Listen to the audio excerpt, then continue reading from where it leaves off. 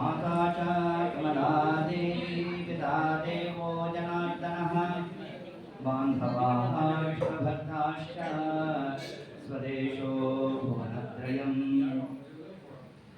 प्रथमो हनुमान् नाम द्वितीयो भीम एव च पूर्णप्रज्ञस्तृतीयस्तु भगवत्कार्यसाधकः संसद्ध्वंसि पदां भोजा संसप्तो हंसपुङ्गवः ब्रह्मण्यगुरुराजाख्यो वर्ततान् मम मानसे अर्थिकल्पितकल्पोऽयं प्रत्यर्थिगणकेसरी व्यासतीर्थगुरोर्भूयादस्मदिष्टार्थसिद्धये कामधेनु यथा पूर्वं सर्वाभीष्टफलप्रदा तथा कलो वादिराज श्रीपादो अभिष्टदस्तताम् भूतराज नमस्तुभ्यं वादिराज गुरोर्प्रियः रुद्राव सर्वपादानः सतत्वं रक्षणं कुरु पूज्याय राघवेन्द्राय सत्यधर्मरताय च भजतां कल्पवृक्षाय नमतां कामधेनवे दुर्वादिध्वन्तरवे वैष्णवेन्दीवरेन्दवे श्रीराघवेन्द्र गुरवे नमो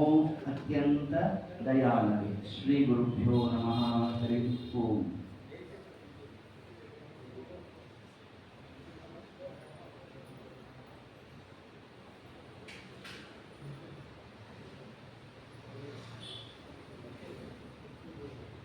कल्याणार्थलाभराय कामितार्थप्रदायिने श्रीमद्वेङ्कटनाथाय श्रीनिवासाय मङ्गलम् ब्रह्म रुद्रादिवन्द्यं त्वां भजे वेङ्कटनायकं निवारयस्व निष्ठानि सादेष्ठानि माधव श्रीगुरुभ्यो नमः हरि ओम।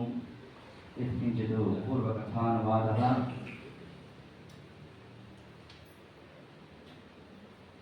तारतम्यं ततो ज्ञेयं सर्वोच्छत्वं हरेः तथा एतद्विना न कस्यापि विमुक्तिः स्यात् कथञ्चन। ತಾತ್ಪರ್ಯ ನಿರ್ಣಯದಲ್ಲಿ ಆಚಾರ್ಯರು ಮೋಕ್ಷದ ಮಾರ್ಗವನ್ನ ಉಲ್ಲೇಖ ಮಾಡ್ತಾ ವಿಮುಕ್ತಿ ಕಸ್ಯಾಪಿ ನ ದಿನ ತಾರತಮ್ಯ ಜ್ಞಾನ ಇಲ್ಲ ಅಂತಂದರೆ ಮೋಕ್ಷಾದಿಗಳಿಲ್ಲ ಅಂತ ತಿಳಿಸ್ತಾರೆ.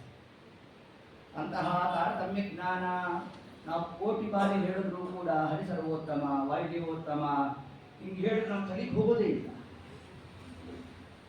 ಅದಕ್ಕಾಗಿ ನಾರದರು ತಾವೇನು ಮಾಡಿದ್ರಂತೆ, ಒಂದು ದೃಷ್ಟಾಂತವನ್ನು ಹಿಡಿಸ್ಬಿಟ್ರಂತೆ.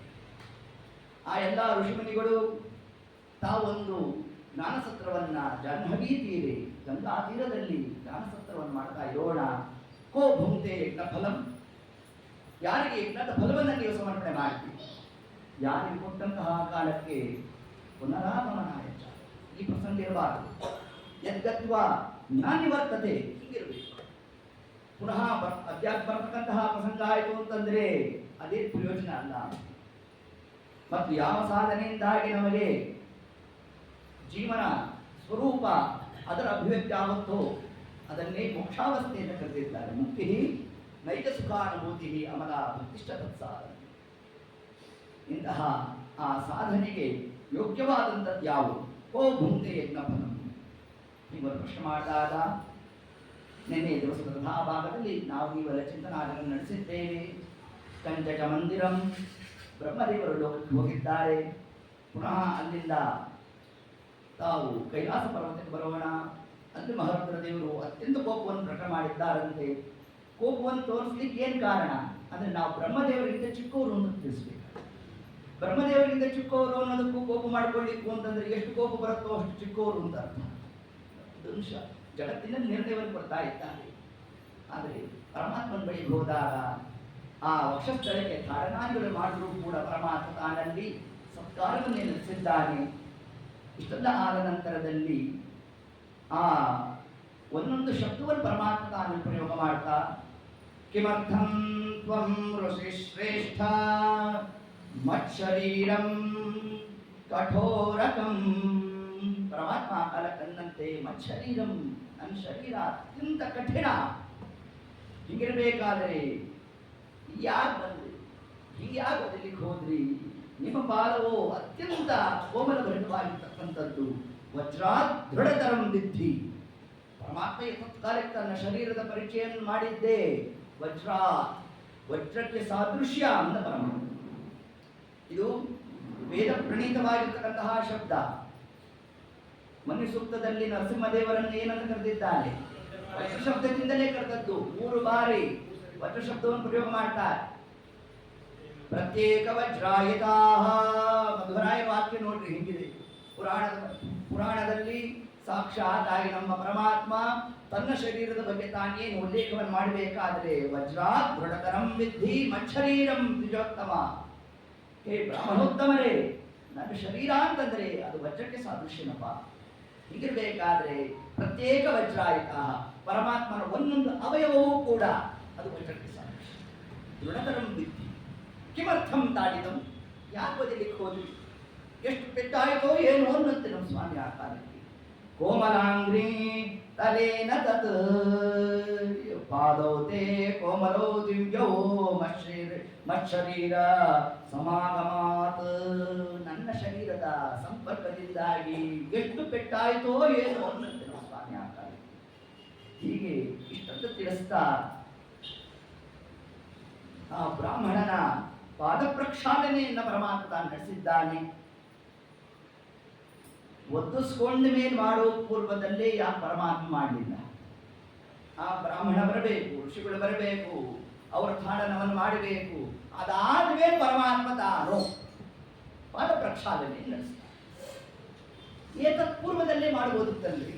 ಇಷ್ಟು ಸತ್ಕಾರ ಮಾಡಲಿಕ್ಕೆ ನಿಮ್ಮ ದೇವ ತಯಾರಿದ್ದಾನೆ ಅಂತಂದ್ರೆ ತಾಡನ ಆದ ನಂತರ ಯಾಕೆ ಮಾಡ್ದ ಅಂತಂದ್ರೆ ಆ ತಾಡನ ಆಗೋ ಕಾಲಕ್ಕೆ ಅದಕ್ಕಾಗಿ ಪರಮಾತ್ಮ ತನ್ನ ಶರೀರದ ಪರಿಚಯವನ್ನು ಯಾಕೆ ಮಾಡಿಕೊಟ್ಟ ಅಂತಂದ್ರೆ ವಜ್ರ ದೃಢತರಂ ವಿದ್ಧಿ.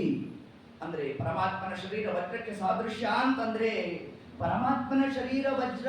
ದೂರೋಪಾಸ್ತ ಅದು ವಿಜಯರಾಯ ಅವರ ಶಿಷ್ಯರಾದ ಅವರ ಪ್ರಥಮೋಭಾಸಕರಾದ ಮುಖ್ಯ ಪ್ರಾಣದೇವರ ಶರೀರ. ಅದನ್ನ ಯಾರು ತಿಳಿಸಿದವರು? ವಿಜಯರಾಯರು. ವಜ್ರ ಶರೀರ ಗಂಭೀರ ಅಂತಂದ್ರೆ ಅದರಿಂದ ಏನ್ ಫಲ? ದುರ್ಜನವನ ಪುಟ. ಅದೇ ವ್ಯಾಖ್ಯಾನ ಮಾಡಿಬಿಟ್ರು ಯಾರು? ನಮ್ಮ ವಿಜಯದಾಸರು. ವಜ್ರ ಶರೀರ ಗಂಭೀರ ಮುಕುಟಧರ ದುರ್ಜನವನ ಕುಠಾರ. ದುರ್ಜನವನ ಕುಠಾರ.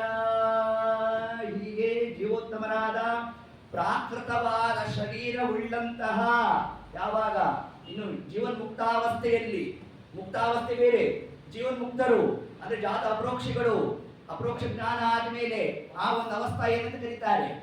ಜೀವನ್ಮುಕ್ತಾವಸ್ಥೆ ಅಂತ ಕರೀತಾರೆ. ಅಂದ್ರೆ ಇದು ವಾಯುದೇವರಿಗೆ ಬ್ರಹ್ಮದೇವರಿಗೆ ಹುಟ್ಟಿದ ಆರಭ್ಯ ಅನಾದಿ ಕಾಲದಿಂದ ಜೀವನ್ಮುಕ್ತರು. ಯಾಕೆ? ಅನಾದಿ ಕಾಲದಿಂದ ಅಪರೋಕ್ಷಿಗಳು.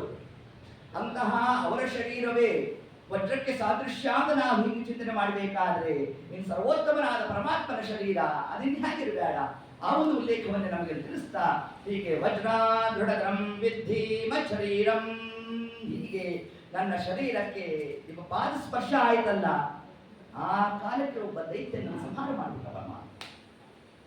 ಇಷ್ಟು ಕ್ರಿಯೆಯನ್ನು ನಡೆಸ್ತಾ ಮುಂದೆ ಇತ್ಯುಕ್ತವಾ ಇಷ್ಟನ್ನು ಹೇಳ್ತಾ ದ್ವಿಜಪಾದೌ ತೌ ಪಾದ ಪ್ರಕ್ಷಾಳನೆ. ಈ ತತ್ಕಾಲಕ್ಕೆ ಆಗ ನಮ್ಮ ದೇವರೇನು ಮಾಡಿದಂತೆ ಆ ಬ್ರಾಹ್ಮಣರ ಪಾದ ಪ್ರಕ್ಷಾಳನೆಯನ್ನು ತಾನು ಮಾಡಿದ್ದಾನೆ. ಇಷ್ಟು ಮಾಡಿದ ಮೇಲೆ ಸುಮ್ಮನಿದ್ನ? ತತ್ ಉದಕೇನ, ಆ ಉದಕದಿಂದ ತಾನೇನು ಮಾಡಿದ್ದಾನೆ? ವೈ ನಿಶ್ಚಿತವಾಗುವ ದಧಾರ, ತಾನು ಪ್ರೋಕ್ಷಣೆ ಮಾಡಿಕೊಂಡು ಲಕ್ಷ್ಮೀದೇವಿಗೆ ಇಷ್ಟೊತ್ತು ಕಾಲಕ್ಕೆ ಹೋಗೋ ಬಂದಿತ್ತು. ಅಲ್ಲ, ಈ ಬ್ರಾಹ್ಮಣ ಇಷ್ಟೆಲ್ಲ ಮಾಡಿದ್ದಾನೆ, ಇವನ್ ಪಾದ ತೊಳೆಯೋದಂತೆ ಪರಮಾತ್ಮ ಧಾರಣೆ ಮಾಡ್ಕೊಂಡ. ನೀ ಏನಾದ್ರು ಮಾಡ್ಕೊಂತಂದು ಲಕ್ಷ್ಮೀದೇವಿ. ಮತ್ತೇನು ಮಾಡಿದಂತೆ? ಕ್ಷಿಣಸಾತೋಯಂ, ತಾನು ಪ್ರೋಕ್ಷಣೆ ಮಾಡಿಕೊಂಡಿದ್ದು ಮಾತ್ರ ಅಲ್ಲ, ಲಕ್ಷ್ಮೀದೇವಿ ಮಾಡಿದಂತೆ. ಮತ್ತಷ್ಟು ಹೋಗುವಂತ ಮಾಡಿದ್ರು ಲಕ್ಷ್ಮೀದೇವಿ. ಅಷ್ಟು ಮಾತ್ರ ಅಲ್ಲ, ಇಡೀ ತನ್ನ ಮಂದಿರ ಪ್ರೋಕ್ಷಣೆ ಮಾಡಿಬಿಟ್ಟಂತೆ ಪರಮಾತ್ಮ. ವಿಪ್ರಪಾದೋದಕದ ಮಹಿಮಾ ವರ್ಣನೆ ನಡೆಸ್ತಾ ಇದ್ದಾನೆ ಸ್ವಾಮಿ. ಎಷ್ಟು ಮಹತ್ತರವಾಗಿರ್ತಕ್ಕಂಥದ್ದು ಅಂತ. ಹೀಗೆ ಗೃಹಂ ಸಾ ಕುಟುಂಬಂ ಚ ಸರ್ವಲೋಕಂ ವಿಡಂಬಯನ್ ವಿಬುಧಾ ದರ್ಶನೇನೈವ ಪುನಂತಿ ಚ ಜಗತ್ರಯಂ. ಇಷ್ಟು ಆ ವಿಪ್ರ ಭಾಗೋದಕವನ್ನು ಪರಮಾತ್ಮ ತಾನು ಶಿರಸಾಧಾರಣೆ ಮಾಡಿದ. ಇಷ್ಟು ಧಾರಣೆ ಮಾಡಿ ತರುವಾಯ ಇತ್ಯುಕ್ತೋ ದೇವದೇವೇನ ಶ್ರೀ ಗಚ್ಛಾಧರಾತನ್. ಬೇಕಾದ ಸಂಸ್ಕಾರವನ್ನು ಪರಮಾತ್ಮ ತಾನು ಮಾಡಿದಂತೆ ತತ್ಕಾಲಕ್ಕೆ ಶ್ರೀರಾಮ್ ಅಗ್ರಜಾಂ ಎಲ್ಲರಿಗೂ ಕೂಡ ಜಗತ್ತಿಗೆ ಪಾಠವನ್ನು ಮಾಡಿದ ಪರಮಾತ್ಮ ಸೋತ್ತವರು ಬಂದಾಗ ಹೇಗೆ ಸಂಸ್ಕಾರವನ್ನು ಮಾಡಿದೆ ಅನ್ನುವ ಅಂಶವನ್ನು ತಾನು ತಿಳಿಸಿದ್ದಾನಂತೆ. ಬೋಧಯಾಮಾಸ ತಾನ್, ಜಗತ್ತಿಗೆ ತಾನು ಪಾಠವನ್ನು ಮಾಡಿದ ಪರಮಾತ್ಮ ಇಷ್ಟೆಲ್ಲ ಮಾಡ್ತಾ ಮುಂದೆ ಪರಮಾತ್ಮ ಅವರನ್ನು ಕಳಿಸ್ಕೊಟ್ಟಂತೆ. ಆಗ ಭೃಗುಮುನಿಗಳು ತಾವು ನಿರ್ಣಯ ಮಾಡಿ ಏನಂತ ನಿರ್ಣಯ? ಹರಿಹಿ ಸರ್ವೋತ್ತಮ ಸಾಕ್ಷಾತ್. ಪರಮಾತ್ಮ ಅವ ಸರ್ವೋತ್ತಮ. ಪರಮಾತ್ಮ ಅಂದ್ರೆ ಸರ್ವೋತ್ತಮ ಅಂತ. ರಮಾದೇವಿ ತದಂತರಂ ವಿಧಿರ್ವಾಯೋ ತದಂತೆ ಚ ತದಂತೆ ಸರ್ವಪೂರ್ವಕಾಃ. ಈ ತಾರತಮ್ಯವನ್ನ ನಿರ್ಣಯ ಮಾಡಿಕೊಡ್ತಾ ಇದ್ದಾರೆ ಮಹಾನುಭಾವರು. ಹರಿಹಿ ಸರ್ವೋತ್ತಮ ಸಾಕ್ಷಾತ್. ಅದರಿಂದ ಪರಮಾತ್ಮ ಅವ ಎಲ್ಲರಿಗಿಂತ ಉತ್ಕೃಷ್ಟನಾಗಿದ್ದಾನೆ ಅಂತ ನಮ್ಮ ಋತುಮುನಿಗಳು ಭೂಲೋಕದಲ್ಲೆಲ್ಲ ತಾವು ಪ್ರಚಾರವನ್ನು ಮಾಡ್ತಾ ಇದ್ದಾರೆ. ಇಷ್ಟು ನಿರ್ಣಯ.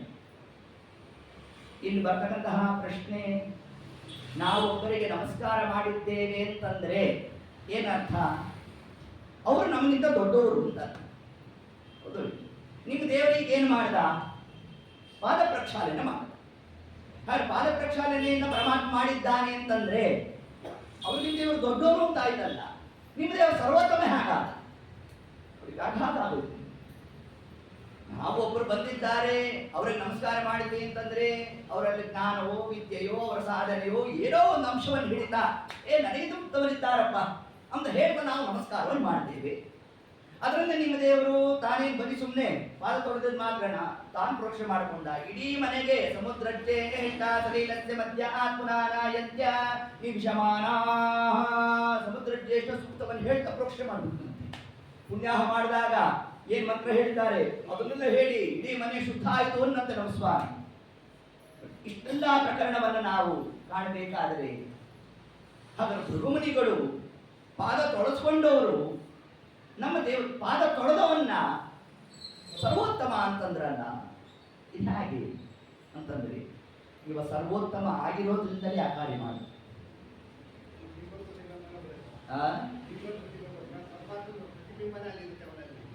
ಇರ್ಲಿ. ಇಲ್ಲಿ ಇದೇನು ಮಾನದಂಡ ಏನು ಅಂತಂದ್ರೆ ಇದಕ್ಕೆ ಶಾಸ್ತ್ರತ ಅಂತಕ್ಕಂಥದ್ದೇ ಸ್ವರ. ಸ್ವಕೀಯನಾಗಿ ಮಾಡ್ತಾನಂತೆ ಪರಮಾತ್ಮ. ತನಗೆ ತಾನೇ ಸೇವ್ಯ ಸೇವಕ ಅವನ ಸೇವೆಯನ್ನ ಅವನೇ ಮಾಡ್ಕೊಂತಾನಂತೆ. ಆದ್ರಿಂದ ಚತುಶ್ಲೋಕಿ ಭಾಗವತದಲ್ಲಿ ಇದನ್ನು ತಿಳಿಸ್ತಾರೆ. ಅಹಮೇ ವಾಸಮಗ್ರೇಚ ಯೋ ಶಿಷ್ಯೇತ ಸ್ವಸ್ಪೃಹೆ. ಬ್ರಹ್ಮದೇವರಿಗೆ ಚತುರ್ಮುಖ ಬ್ರಹ್ಮದೇವರ ಪರಮಾತ್ಮ ತಾನು ಉಪದೇಶವನ್ನು ಮಾಡ್ತಾ ಎಲ್ಲಾ ಕಾಲದಲ್ಲೂ ನಾನಿರ್ತೇನೋ, ನೀವಿರೋ ಕಾಲದಲ್ಲೂ ಇರ್ತೇನೆ, ನೀವಿಲ್ಲದಿರೋ ಕಾಲದಲ್ಲೂ ಇರ್ತೇನೆ. ಅಹಮೇ ವಾಸಮಗ್ರೇಚ ನಾರಾಯಣ ಪರತಮಃ ಪರಮಾತ್ಸ ಏಕಃ ತತ್ವನಿರ್ಣಯದ ಆಚಾರ್ಯದಲ್ಲಿ ಉಲ್ಲೇಖ ಮಾಡ್ತಾರೆ. ಹಾಗಾದ್ರೆ ತನ್ನ ಸೇವೆಯನ್ನ ತಾನೇ ಮಾಡ್ಕೊಂತಾನಂತೆ ಪರಮಾತ್ಮ. ಸರಿ, ಅವನ ಸೇವೆ ಅವನು ಮಾಡ್ಕೊಳ್ಳೋದಕ್ಕೂ ಇಲ್ಲ ಬ್ರಾಹ್ಮಣರು ಪಾದ ತುಳಿಯೋಕ್ಕೂ ಏನ್ ಸಂಬಂಧ ಹಚ್ಚಿದ್ದೀರಿ ನೀವು ಅಂತಂದ್ರೆ, ಬ್ರಾಹ್ಮಣನ ಪಾದದಲ್ಲಿ ಪರಮಾತ್ಮನ ಎಷ್ಟು ಭಗವದ್ ರೂಪಗಳು ಆ ಅನುಸಂಧಾನವನ್ನು ನಡೆಸಬೇಕು. ಇದು ಮಧ್ವ ಸಿದ್ಧಾಂತ. ಬೇರೆ ಯಾವ ನೀವು ಆಚಾರ್ಯರ ಮತವನ್ನು ಹಿಡಿದ್ರು ಇಲ್ಲಿ ಎಡುತ್ತೇವೆ ನಾವು. ಇದಕ್ಕೆ ನಿರ್ಣಯ ಸಿಗೋಲ್ಲ. ದೇವರು ಪಾದ ತೊಳೆದವನು ದೊಡ್ಡವನು, ಪಾದ ತೊಳಸ್ಕೊಂಡವನು ದೊಡ್ಡವನು. ನೋಡಿ ಏನು ಎಷ್ಟು ವ್ಯತ್ಯಾಸ, ವಿಲಕ್ಷಣಕಾರಿಯಾಗಿತ್ತು. ಸರಿ, ಇಲ್ಲಿ ನಮ್ಮ ಇನ್ನು ಮುಂದೆ ಬರ್ತಕ್ಕ ಮತ್ತೊಂದು ಪ್ರಶ್ನೆ ಏನು? ಇದೇ ನಮ್ಮ ಭೃಗುಮುನಿಗಳು ಯಾರ ಮುಂದೆ ಹೋಗಿ ನಿರ್ಣಯ ಕೊಡಬೇಕು? ಸಮಸ್ತವಾಗಿರತಕ್ಕಂತಹ ವಸಿಷ್ಠರು, ಕಶ್ಯಪರೇ, ಭರದ್ವಾಜರು, ಮಹಾ ಮಹಾ ಮಹಾ ಎಲ್ಲ ಜ್ಞಾನಿಗಳು, ಮಂತ್ರದ್ರಷ್ಟಾರರು, ಅವರ ಮುಂದೆ ಹೋಗಿ ಹರಿ ಸರ್ವೋತ್ತಮ ಅಂತ ತಾವು ಹೇಳಿದಾಗ ಹೌದಪ್ಪ ಸರಿ ಬಿಡು ಹಂಗೆ ಹೇಳ್ತಕ್ಕಂತಹ ಪ್ರವೃತ್ತಿನ ಯಾವ ಲಕ್ಷಣವನ್ನು ಹಿಡಿದು ಹರಿ ಸರ್ವೋತ್ತಮತ್ವವನ್ನು ಪ್ರತಿಪಾದನೆ ಮಾಡಿದ್ವಿ ಅದಕ್ಕೆ ನಿರ್ಣಯ ಕೊಡಬೇಕು. ಓಂ ಓಂ ಅಥಾತೋ ಬ್ರಹ್ಮ ಜಿಜ್ಞಾಸ. ನೋಡಿ, ಪುರಾಣ ವಾಕ್ಯದಲ್ಲಿ ಬ್ರಹ್ಮ ಜಿಜ್ಞಾಸ ಹೊರಟದ್ದಲ್ಲಿ ಅಥ ಹೇಗಿದೆ ನಿರ್ಣಯ? ಇದು ಎರಡನೇ ಪ್ರಶ್ನೆ. ಈಗ ಮೊದಲನೇ ಪ್ರಶ್ನೆ ಯಾವುದು ಅಂತಂದ್ರೆ, ಪರಮಾತ್ಮ ತಾನು ಪಾದ ತೊಳೆದಿದ್ರಿಂದಾಗಿ ತೊಳಸ್ಕೊಂಡವನು ದೊಡ್ಡವನು, ತೊಳೆದವರು ದೊಡ್ಡವರು ಅಂದ್ರೆ ಪರಮಾತ್ಮ ವಿಷಯದಲ್ಲಾದಾಗ ತೊಳೆದವನೇ ದೊಡ್ಡವನು. ಅದಕ್ಕೆ ಸತ್ಯಂ ಪರಂ ಧೀಮಹಿ. ಪರಮಾತ್ಮ ಪರಂ, ಲೋಕ ವಿಲಕ್ಷಣ. ಯಾಕೆ ಲೋಕ ವಿಲಕ್ಷಣ ಅಂತಂದ್ರೆ, ಲೋಕದಲ್ಲಿ ಕ್ರಮ ಹೇಗೆ ಅಂತಂದ್ರೆ ಪಾದವನ್ನ ತೊಳಸ್ಕೊಂಡವನು ದೊಡ್ಡವನು, ತೊಳೆದವನು ಚಿಕ್ಕವನು. ಆದರೆ ಪರಮಾತ್ಮ ವಿಷಯದಲ್ಲಿ ಪರಮಾತ್ಮ ತಾನು ಪಾದ ತೊಳೆದ್ರೂ ದೊಡ್ಡವನು, ಪಾದ ತೊಳಸ್ಕೊಂಡ್ರೂ ಅವನೇ ದೊಡ್ಡವನು. ಅದು ಹೇಗೆ ಅಂತಂದ್ರೆ, ತನ್ನದೇ ಆದ ರೂಪಗಳನ್ನ ತಾನೇ ಸೇವೆ ಮಾಡ್ತಾನಂತೆ. ಅಂತ ವಿಪ್ರನ ಪಾದದಲ್ಲಿ ಎಷ್ಟು ಭಗವದ್ ರೂಪದ ಚಿಂತನೆಯನ್ನು ನಡೆಸಬೇಕು.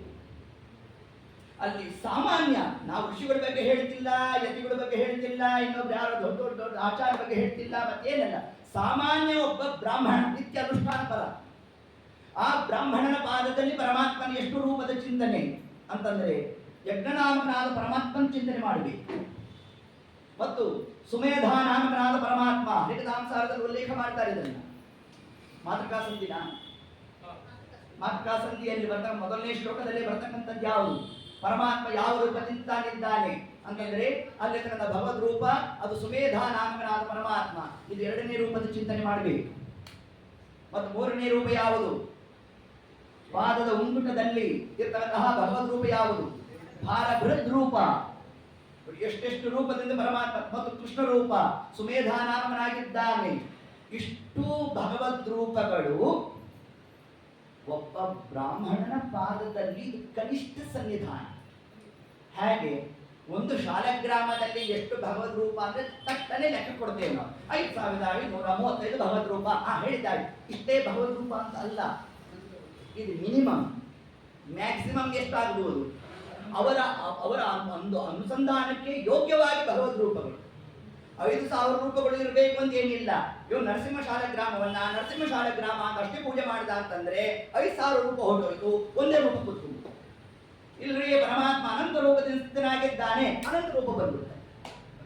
ಹಿಂಗೆ ಒಂದು ರೂಪಗಳು ಅನಂತ ರೂಪಗಳು ಹೊಂದಿಕ್ಕವು ಗುಣಗಣ ಸಹಿತ, ಹಿಂದೆ ಮುಂದೆ ಎಂದೆಂದಿಗೂ ಶ್ರೀ ಗೋವಿಂದಗೆ ಸರಿಮಿಗಿಲ್ಲಿಲ್ಲೆಂತೆಂಬುದೇ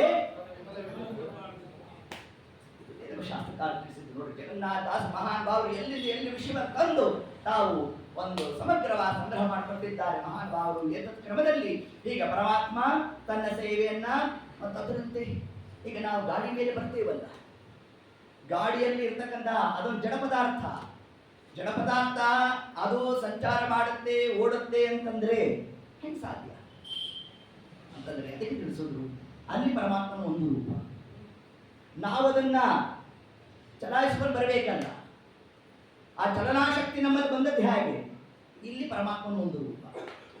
ಚೇತನನಲ್ಲಿ ಒಂದು ರೂಪ, ಜಡ ಪದಾರ್ಥದಲ್ಲಿ ಒಂದು ರೂಪ. ಅಲ್ಲಿ ಅನಿರುದ್ಧ, ಇಲ್ಲಿ ಪ್ರದ್ಯುಮ್ನ.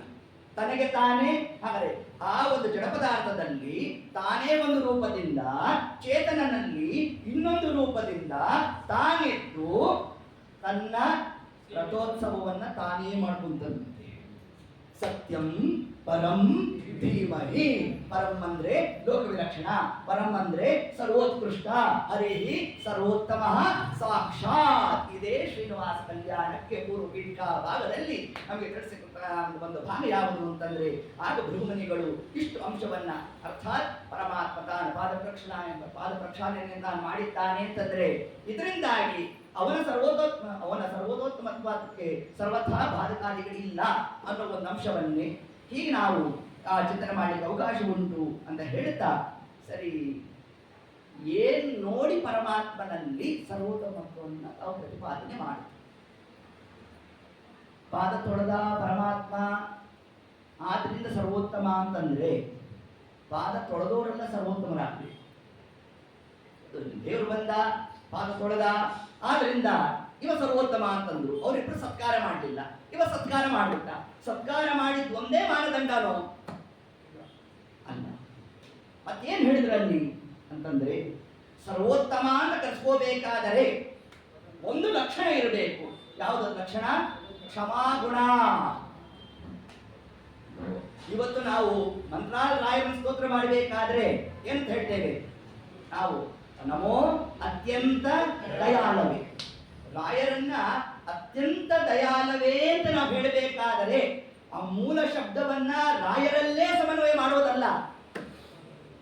ಈ ರಾಯರಲ್ಲಿ ಇಷ್ಟು ಕಾರುಣ್ಯವನ್ನು ತುಂಬಿದ್ದಾನೆ ಯಾರೋ, ನಾವು ರಾಯರಲ್ಲೇ ಇಷ್ಟು ಕಾರುಣ್ಯ ನೋಡ್ತಾ ಇದ್ದೇವೆ ಅಂತಂದ್ರೆ ಇನ್ನು ರಾಯರಿಗೆ ಕಾರುಣ್ಯ ಕೊಟ್ಟಂತಹ ಪರಮಾತ್ಮನಲ್ಲಿ ಎಷ್ಟು ಕಾರುಣ್ಯ ಇರಬೇಡ. ಆದ್ರಿಂದ ಪರಮಾತ್ಮ ಏನಾದ? ಕ್ಷಮಾ ಸಮುದ್ರನಾದ. ಇದಕ್ಕೆ ಚಕ್ರಾಬ್ಜ ಮಂಡಲದಲ್ಲಿ ಪೂಜ್ಯಶ್ಚ ಭಗವಾನ್ ವಿಷ್ಣು ಚಕ್ರಾಬ್ಜಾಬ್ದಿಕ ಮಂಡಲ. ನಮ್ಮ ಸಮಗ್ರ ಸಾಧನ ಕೇಂದ್ರ ಬಿಂದು ಯಾವುದು?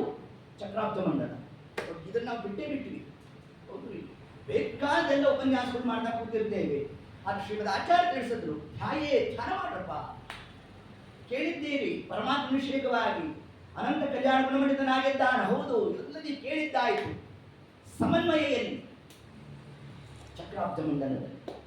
ಹೇಗೆ? ಹೌದಾಚಾರ್ಯ, ಅದಕ್ಕೆ ನಾವೇನು ಮಾಡಿದ್ವಿ? ಸೋಮಸೂತ್ರದಲ್ಲಿ ಅದನ್ನು ಅಚ್ಚೋಡಿಸ್ಬಿಟ್ವಿ.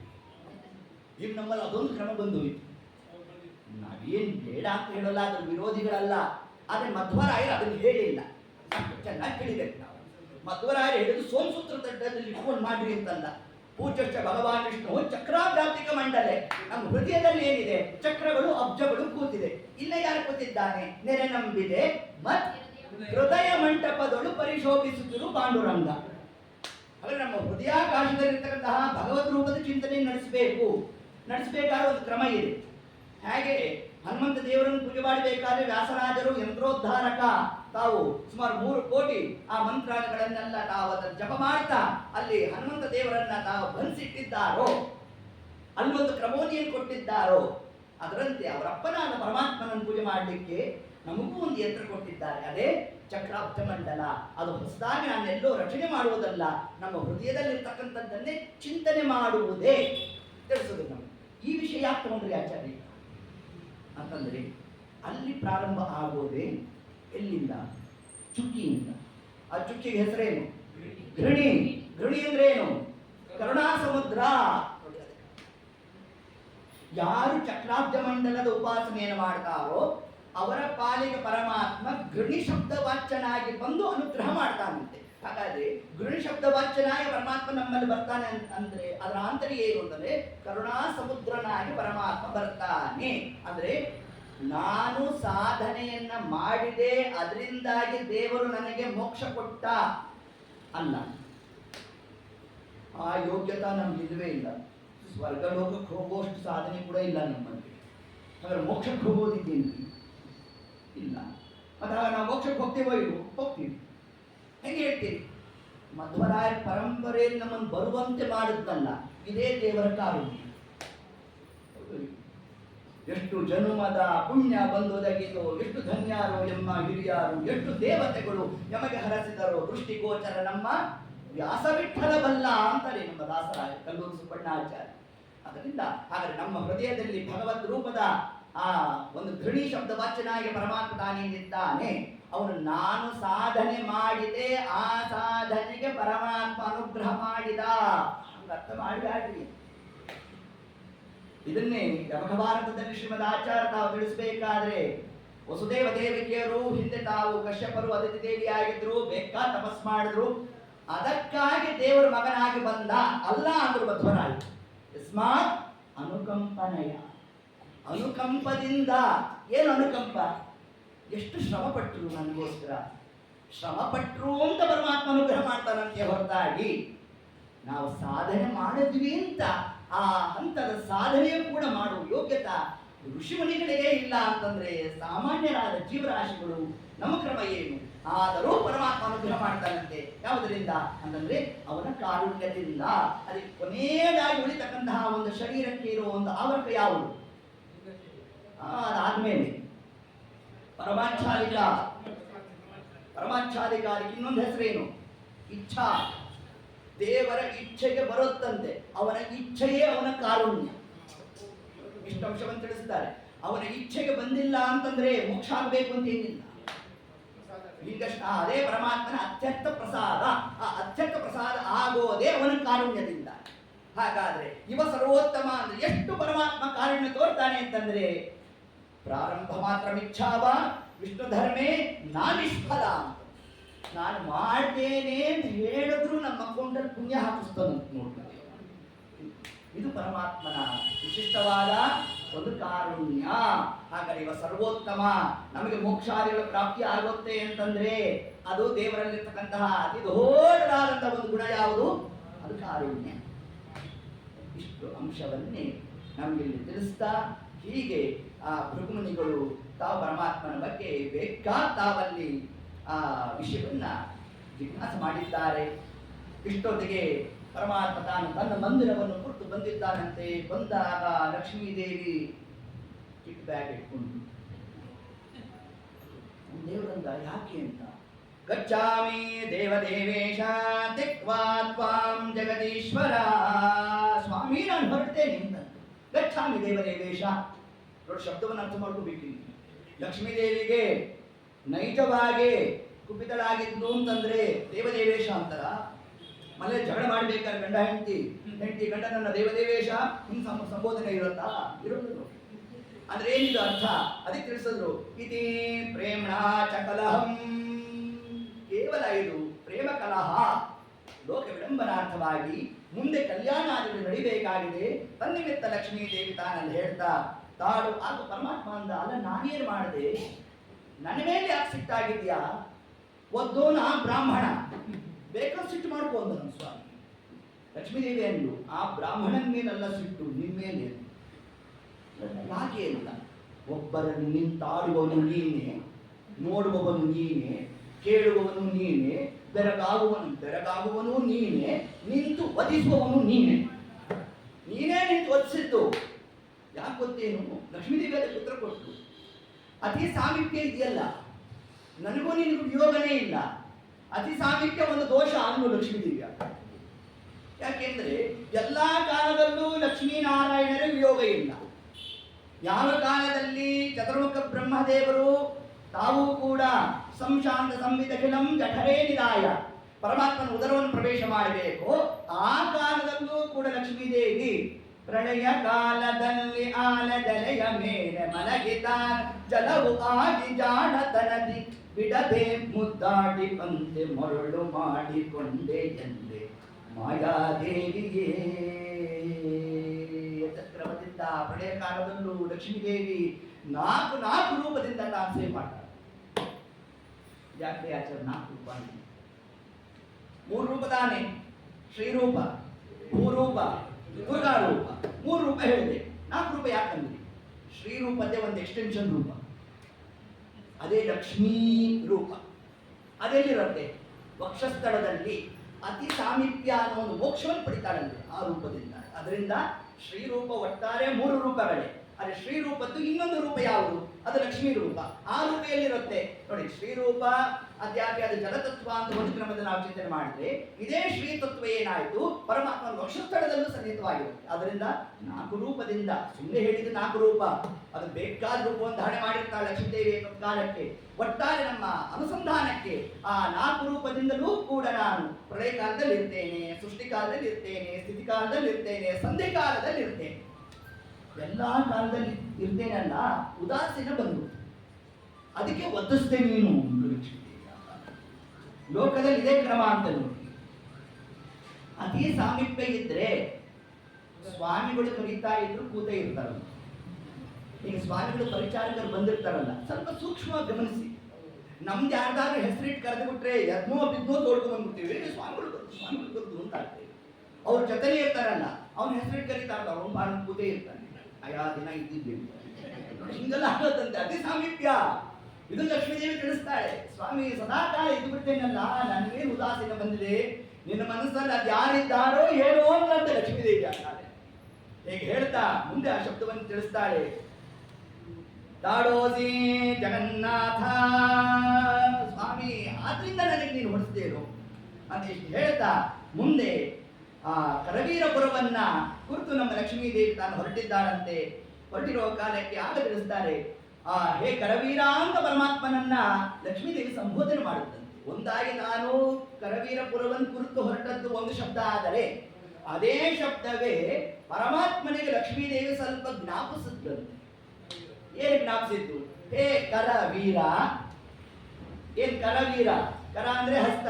ಹಸ್ತದಿಂದ ಕೊಟ್ಟಿದ್ದೇನು? ನನಗೆ ಭಾಷೆ ಕೊಟ್ಟಿದ್ದಲ್ಲ. ನಾನು ಸೀತಾಮಾತೆಯಾಗಿ ಬಂದಾಗ ವೇದವತಿಯನ್ನು ಲಗ್ನ ಮಾಡ್ಕೊಂತೇನೆ ಅಂತ ಕಲಿಯುಗ ಬರಲಿ ಬಂದಾಗ ನಾನು ಲಗ್ನ ಮಾಡ್ಕೊಂತೇನೆ ಅಂತ ಹೇಳಿದ್ಯೋ ಇಲ್ವೋ ಸ್ವಾಮಿ? ಅವತ್ತು ಮಾತು ಕೊಟ್ಟಿದ್ಯೋ ಇಲ್ವೋ? ಆ ಮಾತನ್ನು ಸತ್ಯ ಮಾಡು ಅಂತಂದ್ರೆ ಅದಕ್ಕಾಗಿ ಕರವೀರ. ಮತ್ತಿನ್ನೊಂದು ಅರ್ಥ ಏನು? ನಿನ್ನ ಕರದ್ದೇ ಕೆಲಸ ಇದೆಯೋ ಏನಂತ? ಪಾಣಿಗ್ರಹಣ ಅಂದ್ರೆ ಏನು? ಲಗ್ನ. ಲಗ್ನದಲ್ಲಿ ಯಾವುದು ಹೆಸರು? ಪಾಣಿಗ್ರಹಣ. ಆದ್ರಿಂದ ಹೇ ಕರವೀರ, ನಿನ್ನ ಹಸ್ತದ್ದೇ ಮಹತ್ತರವಾದಂತಹ ಒಂದು ಕಾರ್ಯಪ್ರವೃತ್ತ ಆಗ್ಬೇಕಾಯ್ತು ಸ್ವಾಮಿ. ನಾನಿದ್ರೆ ಆ ಕೆಲಸ ಆಗೋದು. ಮೊದಲನೇ ಹೆಂಡತಿ ಇದ್ರೆ ಎರಡನೇ ಹೆಂಡತಿ ಹೆಂಗ್ ಸ್ವಾಮಿ ತರೋದು? ಆ ಕೆಲಸ ಅಂತ ಹೇಳ್ತಾ ಲೋಕಾರೋಗ್ಯ ಅಂತ ಲಕ್ಷ್ಮೀ ದೇವಿ ತಾನಲ್ಲಿಂದ ಹೊರಟಿದ್ದಾಳಂತೆ. ಹೊರಟಿಂದ ಕರವೀರಂ ಕರವೀರಪುರಂ ದಿವ್ಯಂ ಗಚ್ಛಾಮಿ ಗರುಡಧ್ವಜ.